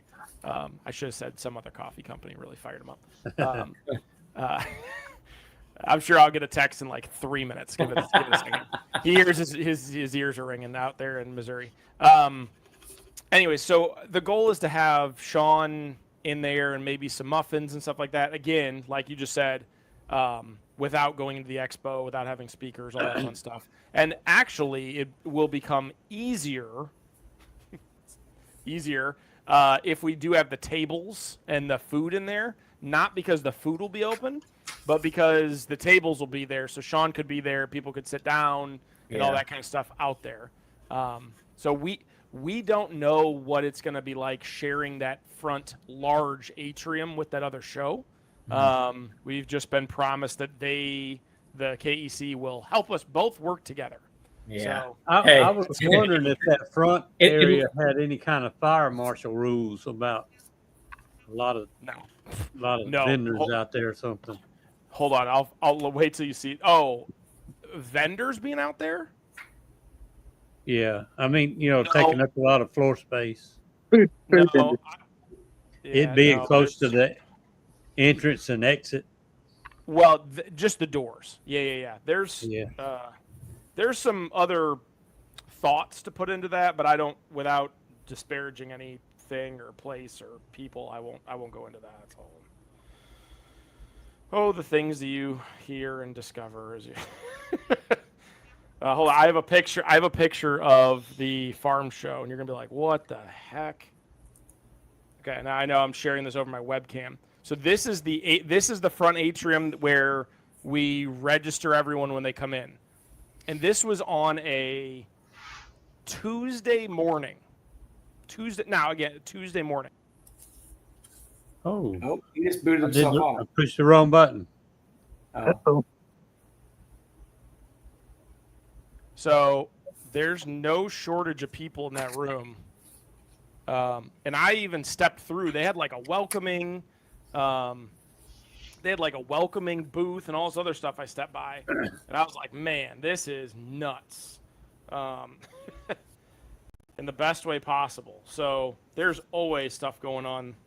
I mean, they have literally thousands of people. But, there's lots of cool things that you don't have to blow me up again, but there's lots of cool things that some groups were doing. Yeah, this was one company talking about their GIS systems, and they kind of had a bench.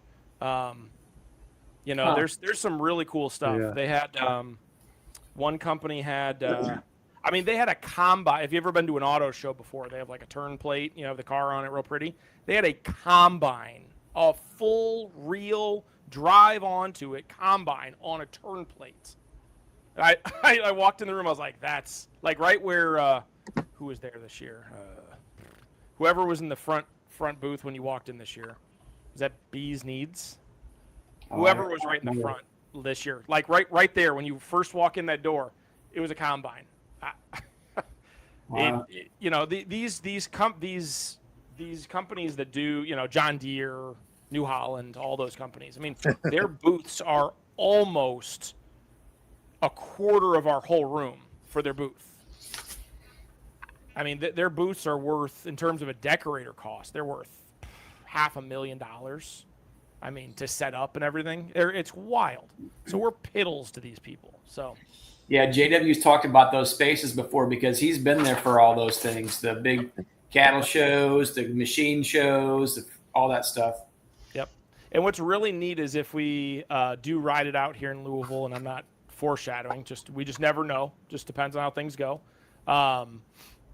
is that actually they're going to be undergoing a massive redesign of the building, and they're actually going to be expanding out the back. And it's going to all be brand new, state-of-the-art type of space. And then as they redo one area, they'll move that to there, and then they'll redo this area, and then this area. And so depending on how long we stay there, and maybe forever, who knows, we could potentially have some really cool space. So, because if you go to downtown Louisville and go to the actual Louisville Expo Center, it's gorgeous. It's a glass box, and then the building is inside of that glass box. It's really pretty. And they actually, when they rebuilt it, they literally like raised it to the ground and rebuilt it up in the center of town. It's gorgeous. Like we could actually have the expo there in terms of the space they have. Yeah. But their dock is on the second floor, and there's like 5 slits. Oh yeah, so that ain't gonna work for you. I don't even want to think about that. And there's no flat parking. There's only parking garages. So I'd love to see Cayman drive his 16 different trucks up a spiral up. Yeah. Every truck driver in the place would cuss you guys out and send you emails. Yeah. That's where we're at. It's very tough to find an expo location that's like Sevierville, that's like Pigeon Forge. Although they're small, they're too small for us. But and like the Kentucky Expo Center, it's tough. It's very, very tough. I completely get it. I was going to tell you earlier that the only way to solve this room issue is have either John Hill buy that Expo Center or build a new one in Sevierville. You're gonna laugh. we've looked into what it would be like to build an event center, like in the middle of freaking nowhere, because you can't build in a city, and it's pricey. So with and then building again, costs what they are after COVID, yeah, good luck. and it's difficult. I mean, a lot of people don't understand how difficult it was to get people to come to Sevierville because a real airport wasn't anywhere close. Yeah. And then also at the scale we are of trucking now, Louisville's a huge trucking center. Without that, we would be very hurting. Yeah.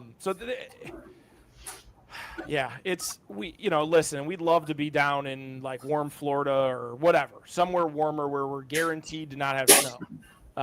But the thing is, people from Wisconsin drive down, New York, Pennsylvania. They're not going to. Very few of them are going to drive down to Florida.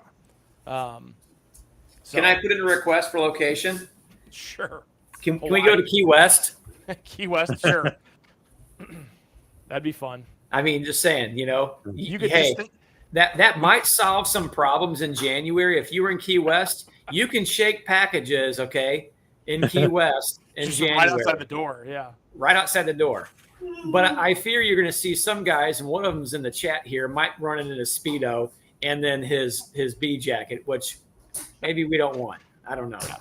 Yeah, we could have some really cinematic shots of, the Hilco trucks driving past on the bridges to get That's down right. there. Some really cool drone shots. Convoys. Yeah.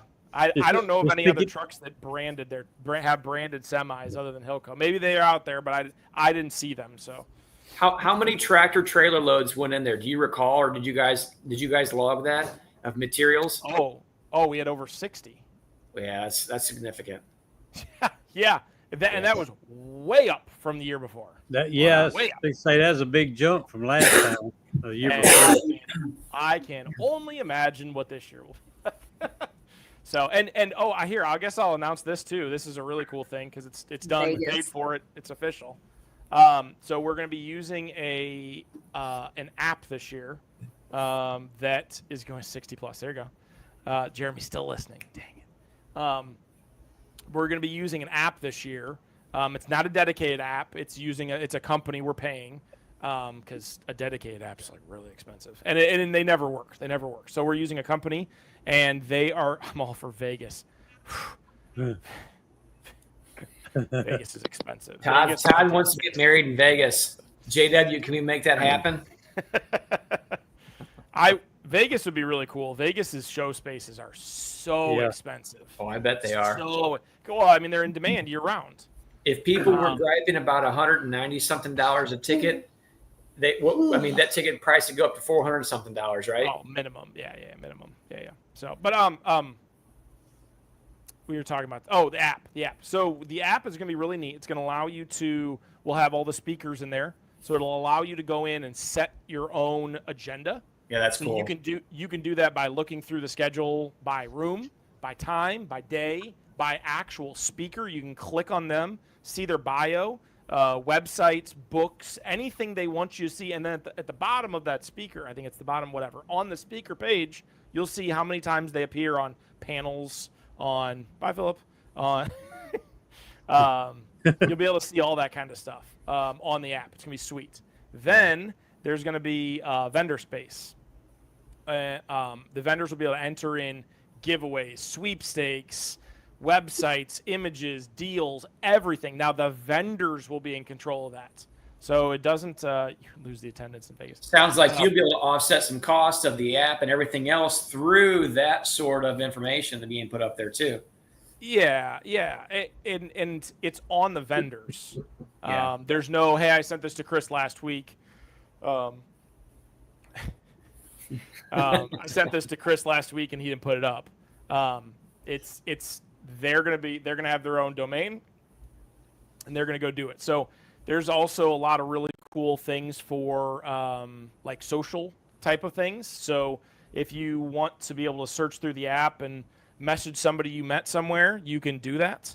And there's not a lot of like there is privacy stuff there. That's what I meant to say. Not all of your pertinent information is not in there. We don't ask for that. We don't gather that. We don't give that, blah, blah, blah. So I know people like, oh, I don't want people. That stuff's not on there. So, but it is a way to network with people really nicely.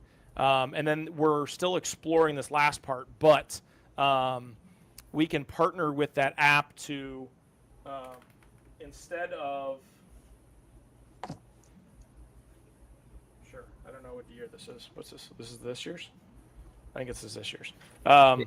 So instead of having Rob's QR code on here, we can actually put that QR code as something that vendors can scan. And so you're able to go around and vendors are able to snag information for sweepstakes and giveaways and that kind of thing right from your name tag. Hey, do you see Brian's comment on there, Chris? No. He just put it. It's 3 up now. Can the app list group pictures? Yes. Yes. Yep. That's cool. Orange County, Florida. Yeah, Odell, I appreciate that. Yeah.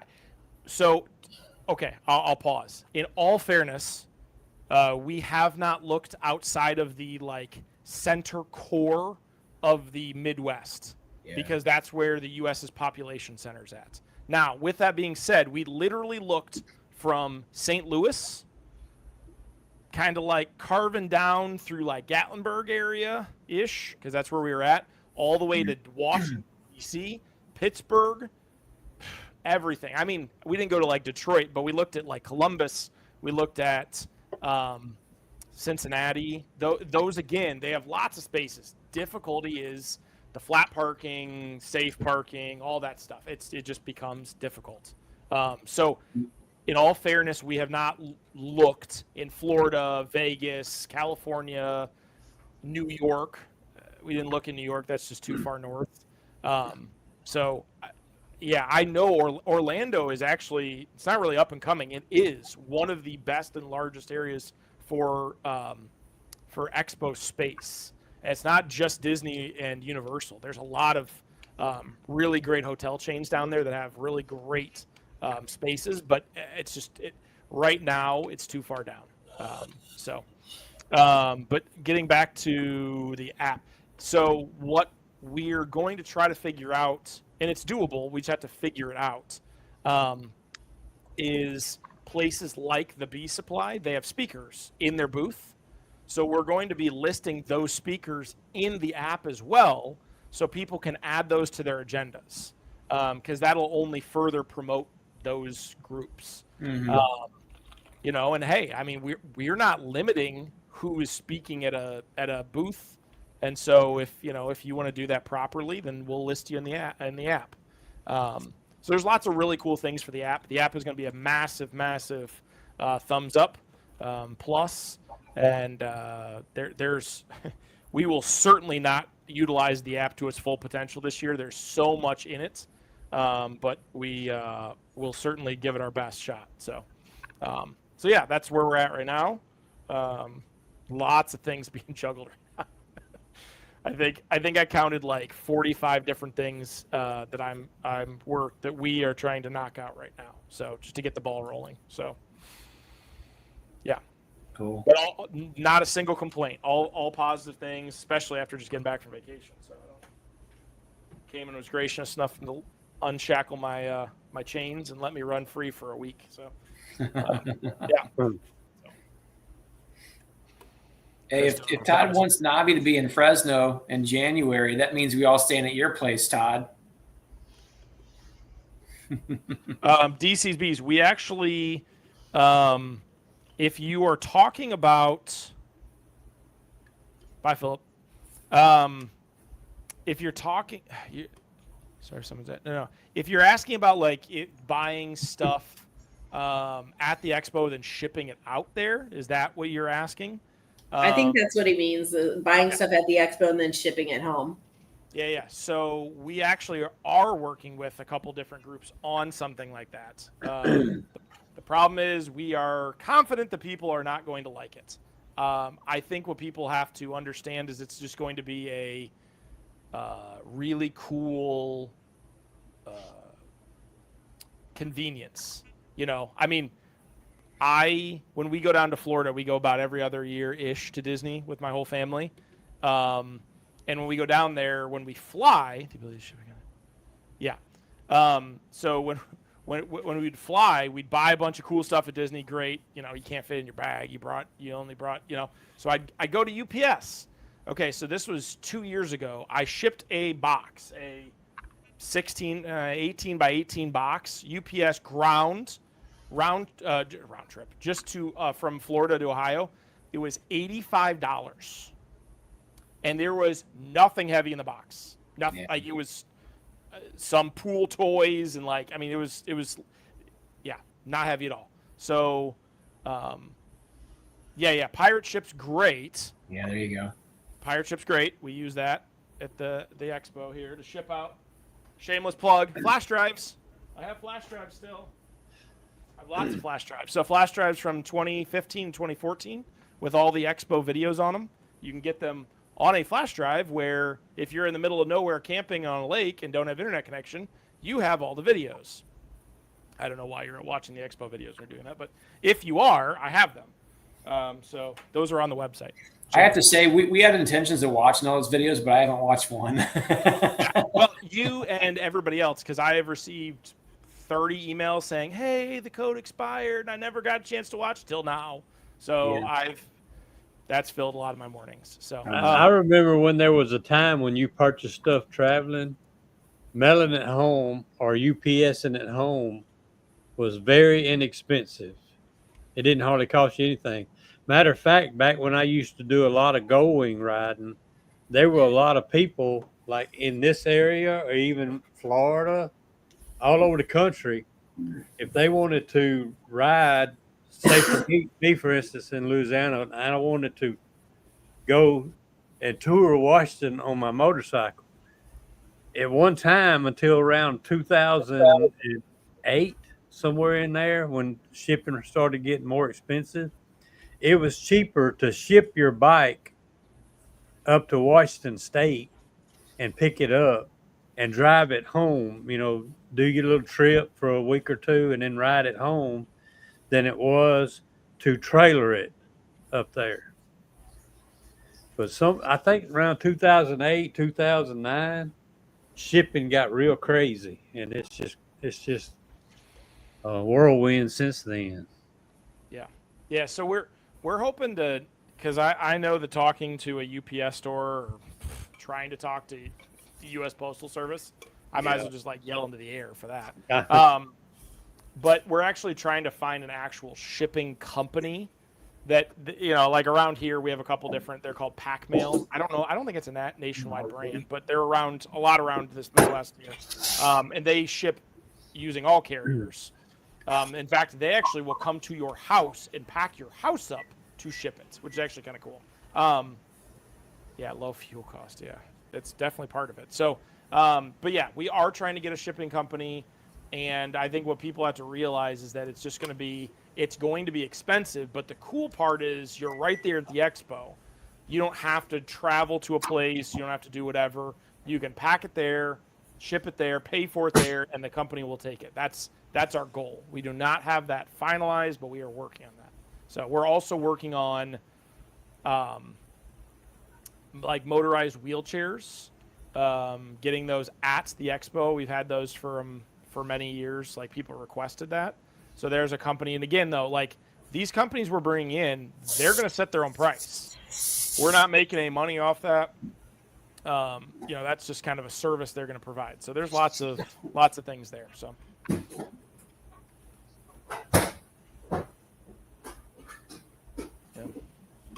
But yeah, but if you guys want my motorized pallet jacks, there you go. I'll just throw it in one more time. So there's my email, my work email. So should anybody need it, please feel free to reach out. I'll get back to you as soon as I can. Questions, concerns, etc. So we obviously appreciate everybody and their support and coming and having a good time and hanging out, and it's always great to meet people who we've talked to on here, and hopefully don't get picked on too much. So. Can we reserve a chariot for JW? That company might have a nice chariot. Yeah. See, that's what he needs. I'll furnish my own, thank He you. can wear his king hat and his cape. Well, I think it'd be fitting. Yeah.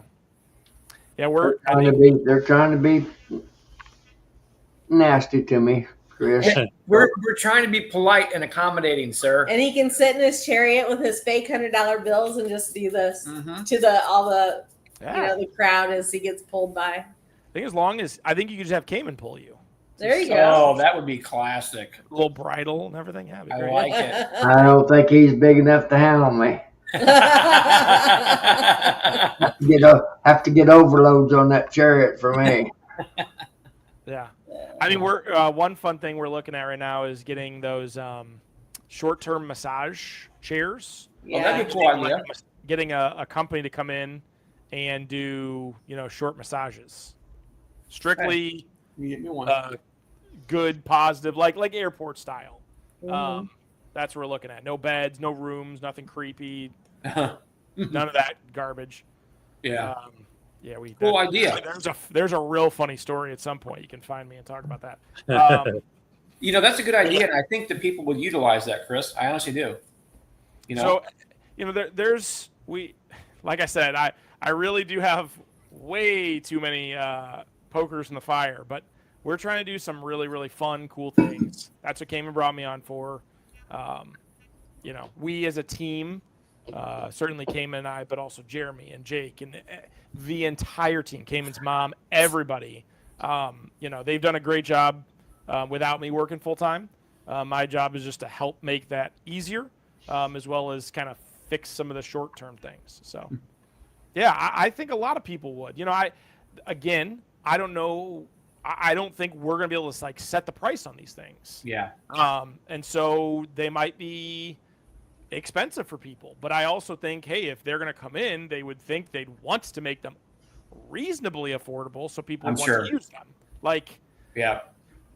So that's where, I'm doing lots of learning. So you guys would be providing the opportunity. They would be setting the prices and handling all their own stuff. And I get that. And like you said, it would probably behoove them to be realistic with pricing. And I'm sure that would probably happen. But I think great idea. Just another small little thing that you're adding value to it that some people would protect, some people wouldn't care about, but some people would like to utilize that. So, Yep. And that's where we've excelled over the last 5 years is just slow, steady, incremental, changes for the better. So yeah, wise decision making there. DC, that's a great idea. I'll definitely throw that in the old noggin. So yeah, I like it. Well, I won't hold you guys up anymore. I just wanted to pop in, say hi, chit chat a little bit. So I'm sure Joe and one's ready to chat and get off of this thing. I just looked up. I just realized we've been on here 3 hours and 7 minutes. Almost 8 minutes. Time flies when you're having fun. Amen. Time flies when you're with friends. That's right. Yeah. Yeah. As you get older, time just flies. Yeah. JW, you turned into orange. It's like when you're rolling that big spool of wire up. Come on now, I'm busy. Just like when you're rolling that big spool of wire up or a rope, that end gets that spool quicker and quicker and quicker. Yeah. Yeah, I'm gonna go ahead and call it a night and shut her down here, y'all. I've really enjoyed the night. If somebody else has got something they want to throw in right quick. No, thanks for the opportunity to come on, chit chat. Appreciate it. Good seeing you, Chris. Glad y'all too. Good thing you, Chris. I'll be emailing you a bunch of complaints. I'm ready. I got tough skin. Keep you on your toes. Yeah. Appreciate everybody over in the chat coming in. Yeah, have a good one, buddy. We'll see y'all later.